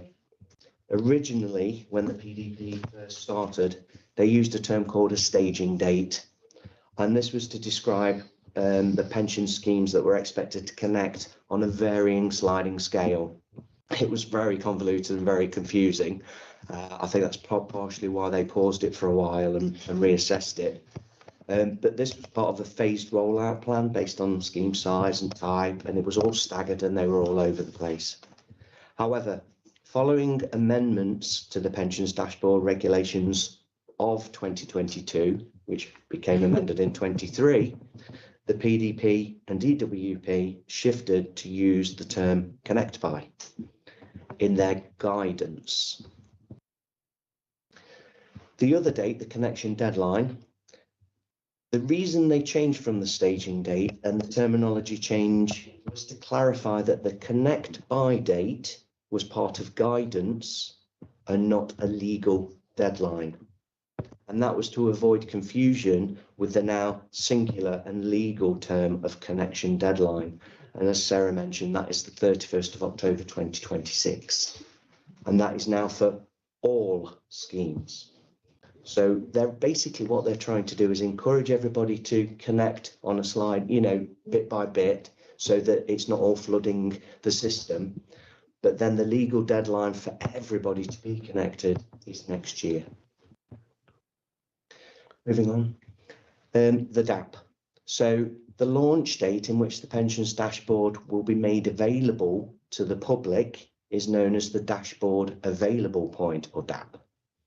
This will be announced once most pension schemes are connected and the dashboards are functioning well. I think at this point, I'm just going to break away from the slides just to let you know that I've been involved in quite a lot of meetings and webinars and that sort of thing. And the next 4 slides, there was a comment made by somebody quite senior from TPR that said that she is heeding flexibility, because I think they want to get this right. They don't want to release it early. Yeah, TPR is the pensions regulator. So for those. Yeah, I will clarify that in a bit. Okay. So the DAP, the government have decided that they want 4 key areas to be outlined and make sure that it's covered off first. Number 1, sufficient coverage. So obviously we need enough people to be connected. So the dashboard should enable most users to find that information about their pensions. Number 2, it works effectively. Dashboards must work effectively. The digital architecture must have been rigorously tested and able to support large numbers of users, especially after the Martin Lewis effect. Number 3, safety and security. Now, I must confess, this is one of the areas that I think they've done a stellar job. The way that the architecture, I'm not going to go into it today, is working. It's very clever how it works. And my point earlier about it's not a database, it's a kind of a matching service. It's very clever. And number 4, the user experience. Users must have a positive and consistent experience across all of the dashboards. So there's going to be, like I said, the commercial ones, and there's going to be the ones that are directly by maps. Once those 4 points are met, and only once those 4 points are met, the government will then provide us with at least 6 months notice of the dashboard available point, which we're very, very thankful for. So just moving on to a bit about the governance of the PDP. This will cover your point. So MAPS. The PDP is governed by the Money and Pensions Service. MAPS was established, should I say, to build, design and implement the digital infrastructure for the Pensions Dashboard programme. MAPS also has the responsibility of creating and running its own non-commercial dashboard, and that's going to be called the Money Helper dashboard. The PDP's vision and the performance is overseen by the MAPS board and a pensions dashboard subcommittee. The DWP, as I'm sure you know who they are, MAPS is under the oversight of them, and they're the actual sponsor for the pensions dashboard programme. And they're the ones that set out the overall policy and the legal framework and the legislation. So Pension Scheme Act 21, pensions dashboard regulations, the original one in 22, and the subsequent amendments, as I mentioned earlier. The PDP's senior responsible owner, or SRO, is accountable to both MAP's chief executive and the Minister for Pensions. The TPR. This is the pensions regulator, as you're all aware. The TPR is responsible for the LGPS to cover governance and administration. And with regards to the PDP, its role is to ensure that LGPS funds comply with the requirements and connect to that digital architecture and obviously provide data. So just some of the key duties under TPR. I'm not going to go into this too much because it's what we currently do. So as we're aware, the LGPS Admin Authority must establish and maintain certain controls. In fact, we've spoke about some of those today. Things like data quality, record keeping, risk management, and of course, reporting to the TPR, which we do very regularly. We are also, we've been cherry picked to go through a bit more of a deep dive. So we are also engaging with them probably more so than some of the other funds. And of course, we're here at one now, pension boards. It's a requirement that they oversight. Moving on to the next slide. The key duties for TPR, though, for specifics on the pensions dashboard. And this is to enable pension dashboards that enforces those specific duties of an LGPS scheme. So registration. Admin authorities must register with MAPS to participate in them. Done that. Connection. We'll see this come up again later. Funds were given a connect by date of 31st of October 25 in guidance. And obviously, the TPR will enforce compliance with the deadline, which is next year's date. So receiving find requests, if you recall my small presentation at the start, those find requests will come in. And once you're connected, the funds must be able to receive and respond to those digital requests from the dashboard to locate members' pensions. Matching data. This is what we're going to be calling those find requests. The fund has a responsibility to accurately match the individual's pension, and this is where it's going to have that segue into the data. Providing view data. On request, the fund must provide, again, accurate pension information, which will include things like administrative data, value data, and contextual information. And of course, the ongoing cooperation that I spoke about earlier. So just as a summary, the three bodies that we're most concerned about are DWP for policy and legislative stuff, MAPS for the programme delivery and the ecosystem management, and for us here, the pensions regulator. The FCA is also a body, but we don't need to discuss that here because it doesn't concern us. That's more for private pensions and that sort of thing. Data matters. As I alluded to earlier, it's a bit of a play on word, really. Before I move on, just a quick note. I didn't know where to slot this in, but it's going to be now. I know Civica. Yeah, I know you're all fully aware of who Civica are, so it probably needs me to explain how we're going to connect. So I've taken that bullet point from an earlier slide. Funds were given this connection date of 31st and the deadline date. Well, we had three main ways that we could have chose to do that. We could have done a direct connection, so we could have built our own, maintained our own, and do all the digital infrastructure and interfaces. No. An ISP route, so they would build and maintain and do all that IT stuff. Or the third option was a voluntary connection. But this is really for schemes that have got fewer than 100 relevant members, which clearly we haven't. So of course we chose option 2. We could have gone to a plethora of other ISPs, but we went with Civica UK Limited because, as you're probably aware, that's the same company that provides our pension software. It makes sense.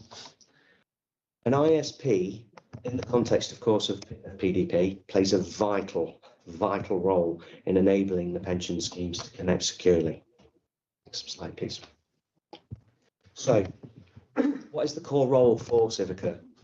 An ISP acts as the technical intermediary between the scheme and the pensions dashboard ecosystem.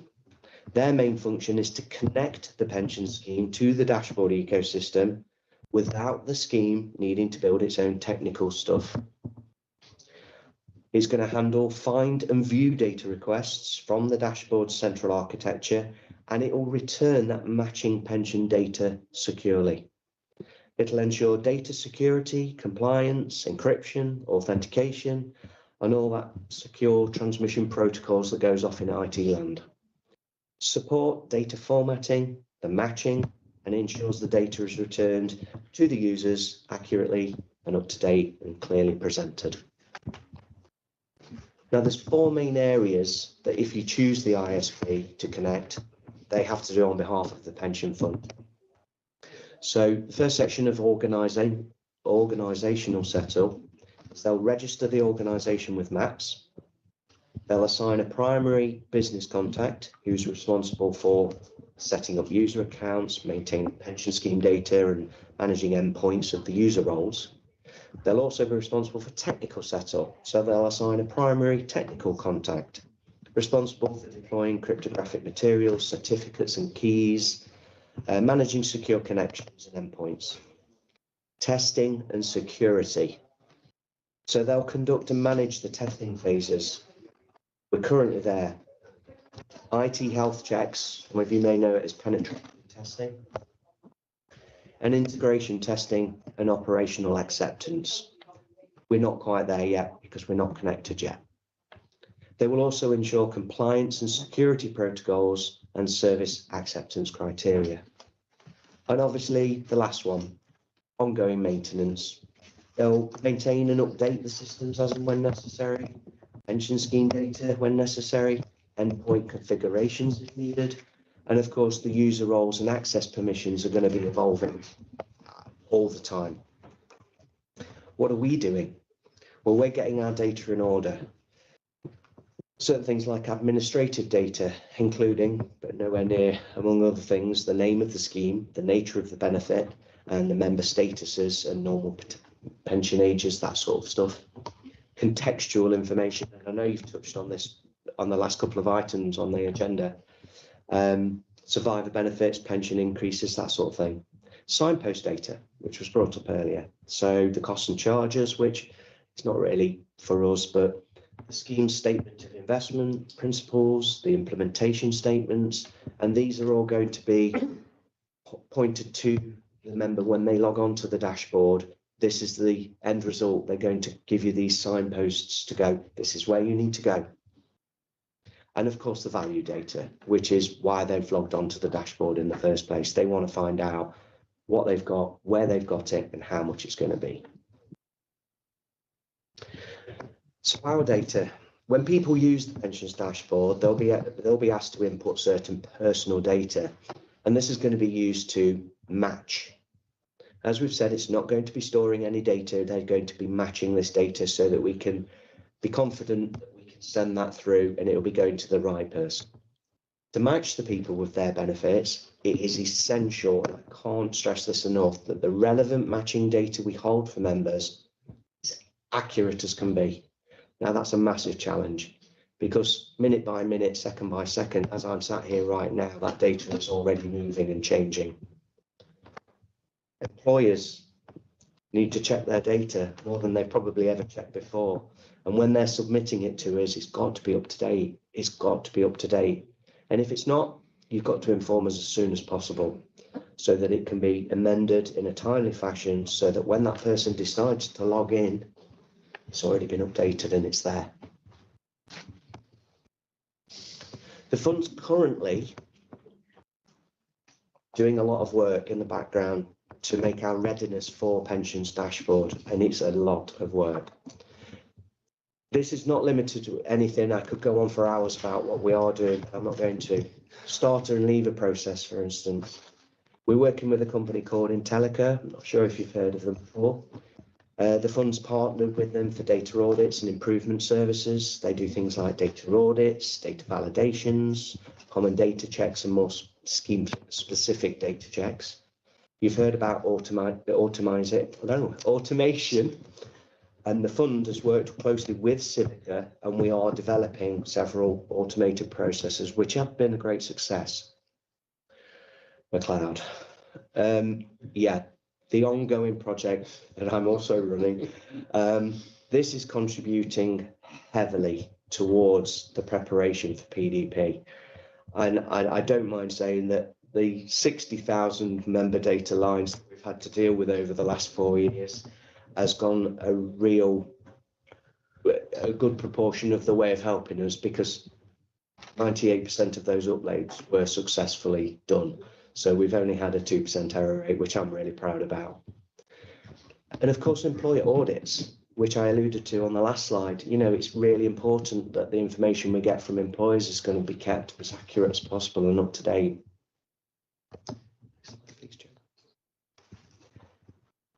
We also participate in several other national incentives, NFI information, which I believe is biannual exercise, the Tell Us Once service, which notifies us of deaths that have been registered, the National Insurance Database. We use this for McLeod. Pension officers can use this to check the database for existing membership of other LGPS funds. The life certificates. This is when a hard copy payslip is returned and marked as gone away. So the pension payroll team will suspend payments. And then if contact is made back with them, we write back to them and ask them to complete a life certificate. It's just some of the flavours that we're also doing. Recently, the fund was in discussion with a national LGPS framework regarding a range of services. Now, I've put it in brackets because at the time of writing, the implementation was pending pension committee approval on the 25th of September. And we could sit here proudly and say that that was agreed. So phase 1 is going to be mortality screening of the fund's pensioners, deferred members, preserved refunds, and address verification tracing. That's going to help. That's going to help immensely with our quality of data. Subsequent phases are going to include identification and verification checks undertaken by the provider on our behalf.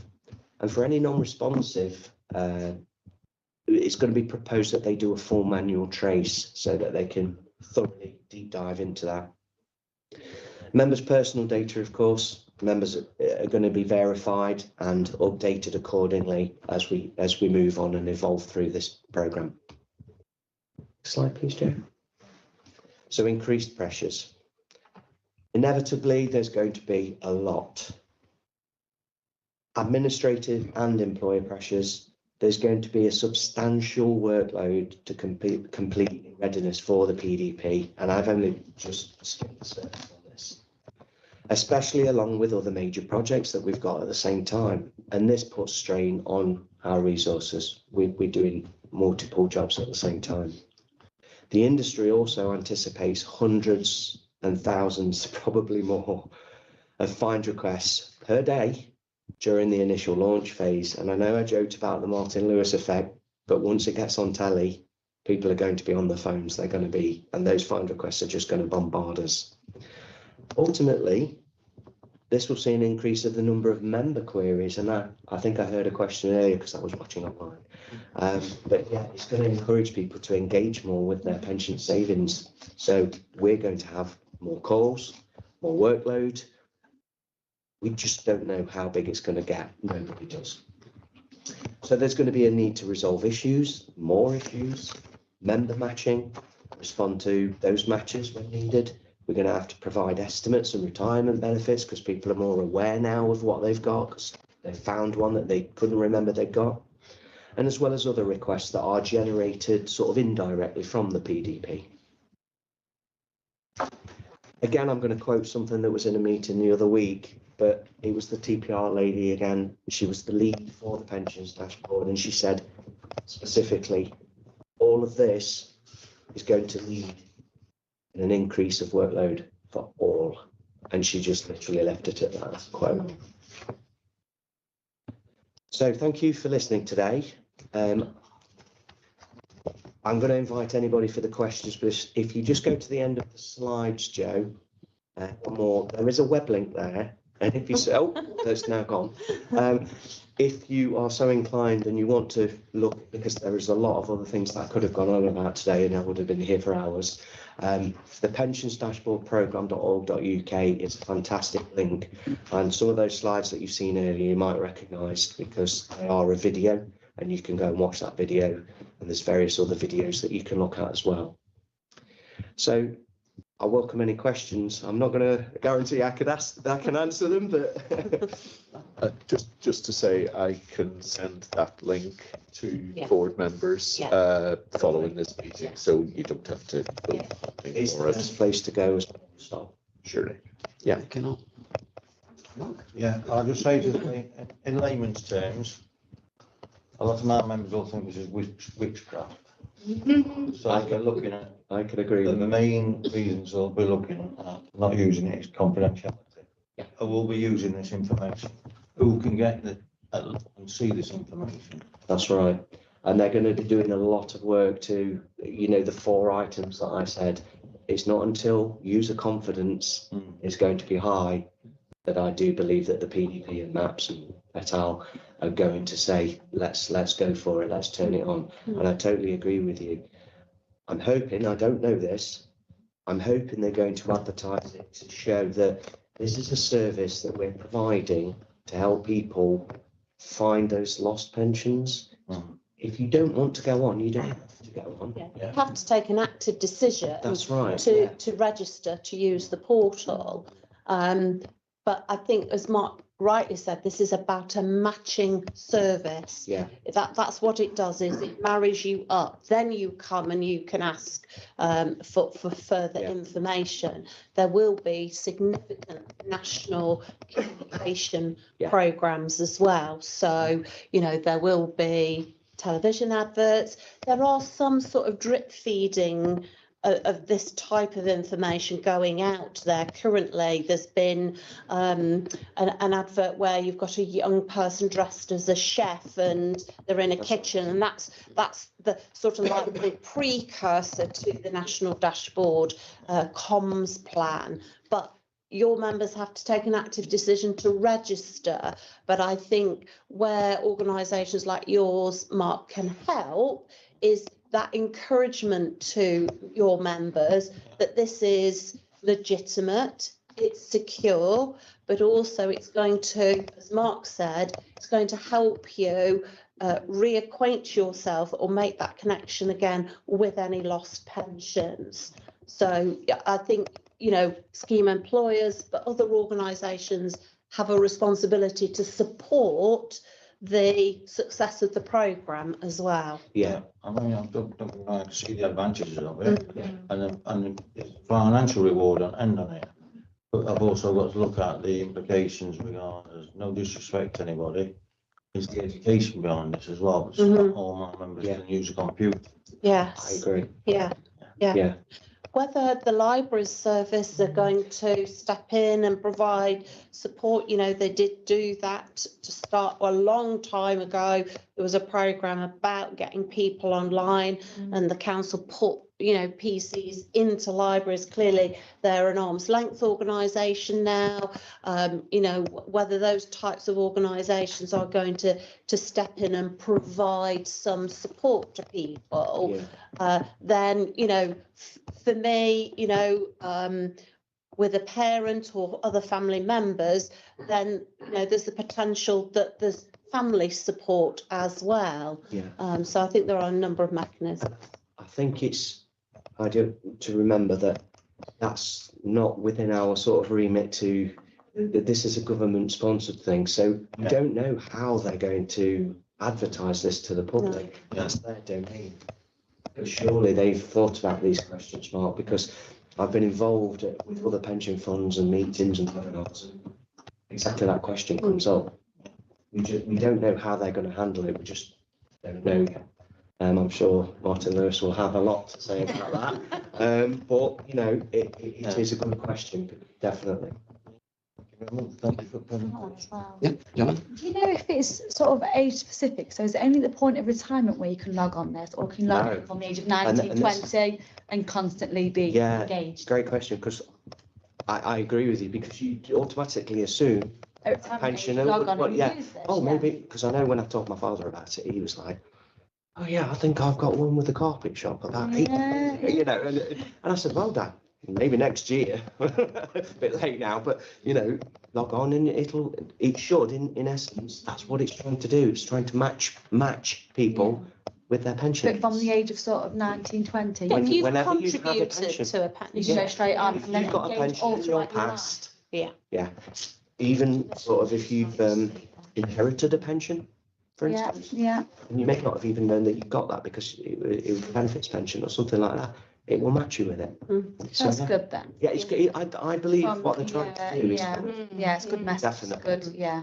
I mean, you can currently log on to the government gateway and get a forecast of your Yeah. state pension, and you can see the breakdown of your national insurance contributions and Yeah. how many missing year. So all of that is going to be Yeah. subsumed into the pension dashboard. So whether ultimately they will use the government gateway ID as the Well, I log on, we didn't go don't into know. that, but yes, it will be. Yeah. I'm not going to go into that today, but it's already in place. And I didn't realise that until I went down the rabbit hole and found out a bit more about it. But that's another thing for another. So another question. So as the administrating side, then as soon as a new member starts, do you have to report that new member straight away then? So they can access the information? It doesn't work It doesn't like really that. work that way, no. And this is the complex. This is why it is a bit confusing. By the fact that that new member Yeah. lives on our UPM system, which is the same as our ISP, which is a benefit. If that new member then goes on their phone or goes to a dashboard and goes in, it should be. Yeah. Because we're trying Yes. to make it these are all the technical stuff that didn't want to bring up, Yeah. but we're going to do it so that it does a run twice a day. So even, you know, you've only got to wait half a day and it it'll be on. should, in essence, be there. Yeah. That's good. Yeah. Yeah. If it works to plan. I admire the ambition of these massive national I'm with you. IT programs like the government tried with the health service, you know, linking in every absolute disaster. I just hope this works. But is it possible to use the dashboard system just for the Nottingham local pension scheme? I think the short answer. Check that works. That's what we will be doing. Once we've connected, this is the sort of systems team and the IT bots there, that's what they'll be doing. So once we are connected to our ISP, it's the ISP that have got to connect to the architecture first. Yeah. So once we're connected, that's when all the good stuff's going to start happening. That's when my life's going to get really complicated because we're going to have to test every scenario that anybody here can think of, as well as any other member can think of, and all those scenarios that you may not have thought of, we've got to test those as well. So it's going to be rigorously tested. And in that context, what's absolutely crucial is data accuracy. Correct. And if all the data is correct, that's great. Now, Yeah. you mentioned a figure before it in one area, you're getting sort of 98% data accuracy. So That there's was just 2% inaccuracy in that one area. Now, you've got data inaccuracies all over, and Yeah. they will never disappear. the thing is, and the reason I brought that subject up is because it wasn't actually an inaccuracy. It was just an error that wasn't allowing the system wasn't allowing that data to go up. The data we collected was actually 100% accurate. And trust me, we went over it a lot of times. But it's the way that the system sometimes accepts it in the format that they want it to be in. So for And that's example, why- I've got a hyphenated surname. Correct. Can I ever put my hyphen in? No. Yes, and that is a fantastic Yeah, example of how accurate our data has got to be. Yeah. It's so hard, so difficult. Well, I've run, been involved with management information systems. Right, okay. Moving stuff in and out of warehouse. You could never, ever get 100% data accuracy. And they've acknowledged that. They've acknowledged that. Okay. And we're going to have, and I didn't really want to go into too much detail, but it warrants an explanation. We're going to have something called a full match and a partial match. And this is why it's going to cause us a lot more workload. I didn't want to go into it in too much detail. We're not quite 100% sure yet how that's going to work. but a partial match will come to us, you know, Sarah's team from earlier, but we'll go there, and it's like the system's not quite sure. So they'll give you some information, and you will then go away and find out that it's the hyphen missing from your name, and we go, yeah, that's the person. You will make the necessary amendments. All of a sudden, you've got a 100% match, and obviously, there's going to be a lot more of that at the start, and as time progresses, it's going to become more and more accurate. Hopefully. Yeah, good luck. Any other questions? Yeah, Mark? Yeah, before you press the button, eventually, when it does that. It's not up to me, Mark. Do we get sight of it? Do we get a demo of it? I'm not sure, but I'm sure we're going to have one. So I Yeah. don't know, Sarah, I whether think- you'll arrange something. I think obviously, as Mark said, there's a requirement on us to be briefing and updating board. So my suggestion is that we come as a standard agenda item, and Mark comes along and he can give you a position statement, and he can then delve into greater detail around certain aspects to build on what he's done today. And if we're in a position to be able to show you a demo system, clearly we're not going to put up personal live details there, then we'll do that. But we don't know when we'd be able to do that. But we'll come back, if Talana, if you're happy with that, as a standard agenda item, and over this next year, develop your own knowledge and understanding, and update you on where we are. I think it's worth adding as well, Mark, that you know, I alluded to the dashboard, the money helper one that MAPS have mandated to develop. Any commercial entity out there that fancies having a go at building their own dashboard can do so. And I'm sure it's going to be a great clickbait for getting people to come to their website and use their dashboard, because then they can sell you products and stuff. So Civica could probably do a demo on how it works for us at Nottinghamshire via their system. We can't probably emulate what an individual, because you could choose one dashboard, another. I could just go on my phone and do it. So it's not going to be representative of what the end user will see.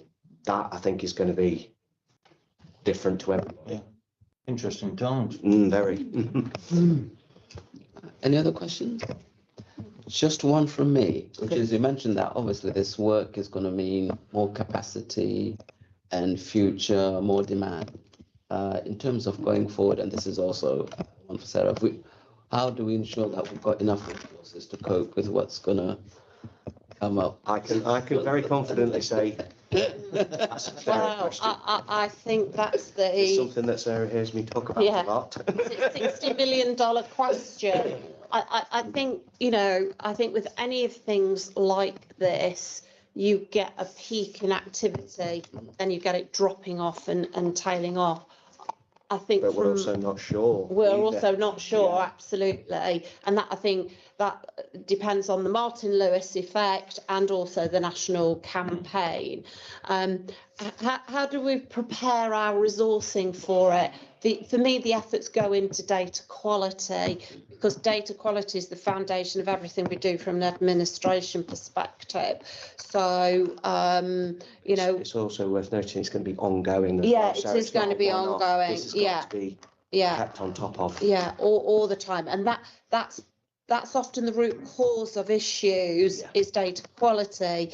And actually, the administration service, as I've said before, is only as good as the data that is provided to it by scheme employers, by members themselves. So deferred beneficiaries, they leave, they don't have an active relationship with an employer, they move house, they change the name, they get married, they get divorced, they never, but a lot of people don't update that information with the fund. So Mark referenced mortality screening and address verification. So at Pensions Committee last week, we had funding and a pilot project approved. So we are going to do mortality screening on all of our pensioners. The pilot will be once a month for 12 months. That will link into the National Death Register. So that's, I think, as up to date as you can get, as long as the person has been registered as deceased there. We also will do, so once we've done that mortality screening on our pensions, we'll also do it on our deferred book. And then once we have that, I suppose, differential between those that are living and those that are not, we then will run an address verification on the address that we hold. So what it is called a living estate check. So are our pensioners, are our deferred living estated? We'll get 2 results coming back. Yes, the address you're holding is correct. No, the address you're holding is not correct. That will be the end of the pilot. Then we'll go back to committee to present the findings and propose the next phases of that programme of address checking, which would lead to us writing to people or finding other mechanisms of getting in contact with them. Once we've re-established, then we can start to remind people about the importance of keeping the fund up to date with their data. But the data is the key thing.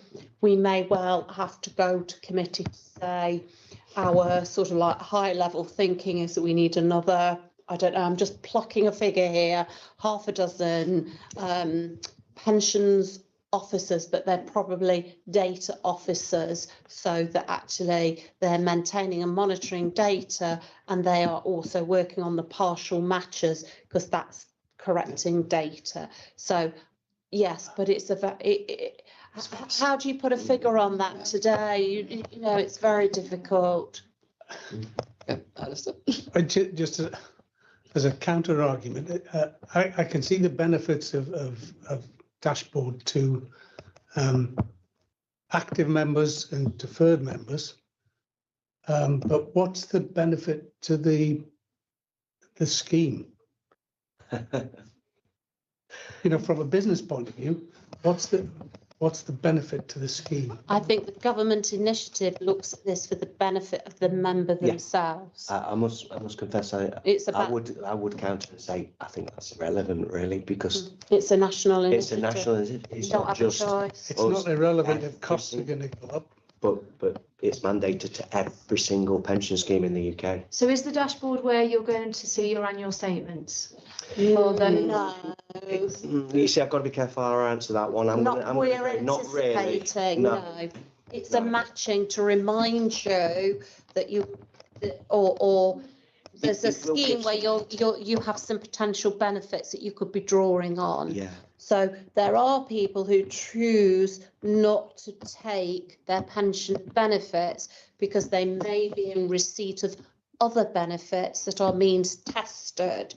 So, but you know, there's a whole set of things wrapped up here. It's too early to say where this will ultimately it really is. end. We don't know that the value data is there, but we don't know how it's going to be presented and in what capacity. So, like you've just said, is it going to look like an ABS? We don't know.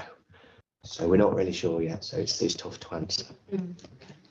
Right, I'll take Mark and one other, and then we'll wrap this up. I mean, the key to this is the confidentiality and confidence in people using this system. And we have spoke about it in the past, but what's the risk as regards cyber attacks, any system like this? They've told us that the way that it's been built, and again, it's far over my head, but the way that it's been built, because of that, you know, that unique identifier that I've said, once you go through that system that I'm talking about, the one login is going to be called, you go through that and you do your identification and you prove who you are and you've got all these boxes ticked. It then knows to look for you. And if we match you, it'll put a unique identifier back, and that's it. It's like an encryption, if you like. The data that we hold and the dashboard is just going to, like a VPN, if you know what a VPN is, a tunnel that goes between them. Once you log back out, it's gone. It's disappeared. That data never leaves us. It's just presented to you at that particular point in time. It's a view. It's nothing else other than a view. Obviously, we can't stop people screenshotting and things like that. When it comes to a cyber attack, well, they've got to get through all of the security that's already in place. That's like asking, can we be cyber attacked right now? I'm sure the answer is yes, but ultimately we're as secure as we are, confident as we are right now. Does that answer your question? Yeah, thank you. Any other questions? No.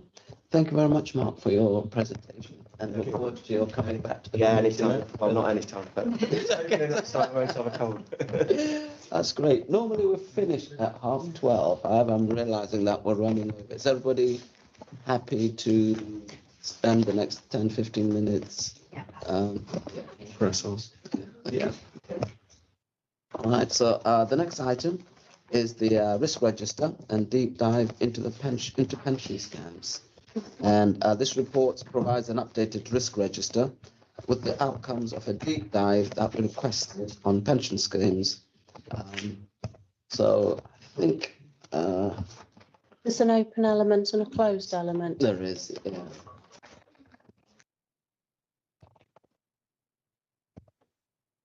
So, yeah, sorry, I was going to the report is as exempt appendices to be considered in closed session. Please do not refer to exempt information at this time. And if you do, obviously Sarah, myself, and Noel and Joe will let you know that this is for later. So don't feel that we're not answering, just the fact that what you're asking needs to be an exempt item. So I'd like to propose that the recommendation on page 212 of the agenda pack, that the board notes the contents of the fund's risk register and deep dive, and that the board identifies a topic for deep dive at the next meeting. Do I have a seconder for that? Well, Thank you very much. I'll now invite Sarah to introduce the reports. Okay, I think given that we've got new members on the board, it's probably just worth stepping back a bit in time. So the fund has had a risk register for as long as I can remember, but on the back of some work Zurich Insurance did for the county council, where they reviewed the county council's risk register, engagement was made by the fund to Zurich to have a look at the fund's risk register, and prior to that work we used to publish the entire risk register into the public domain, and therein lies a risk in doing that. So working with Zurich, obviously we now have an open element to the risk register, which is at that higher level without the detail, and then we have exempt elements where we can talk in closed session about risks.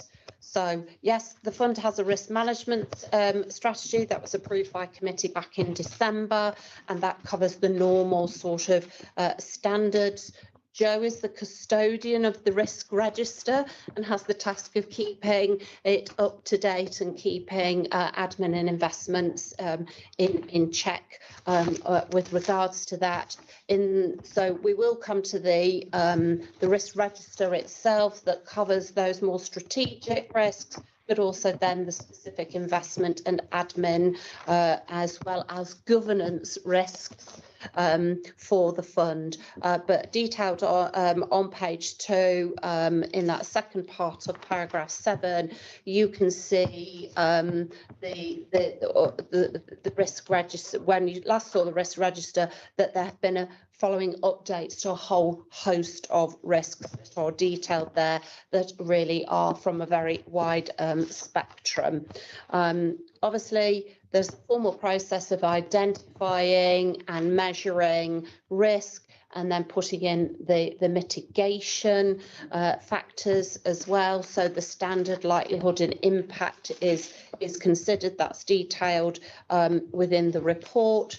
But again, working with Zurich, what we determined was that we would give both board and committee the option or the ability to select a risk from the register, where we would then as officers go away and do further work to do a deep dive on that particular risk, to come back to say, well, you know, at the moment, these are the mitigations that were in place. We could do the following things that could reduce its impact and its likelihood. Some of these things may attract a cost. Do you as board and committee feel that you want to, you know, incur that cost to reduce that risk further? So I think it's a much more robust process than we've had before, but the register is brought to each board and each committee going forward. So obviously the deep dive this time is about pension scams. That probably links, Mark, a bit to some of the concerns that you were having around the dashboards as well. And obviously one of the recommendations is that we're going to invite you to identify another risk that you would like us to go away and do a deep dive on. So that's really the open element of this report.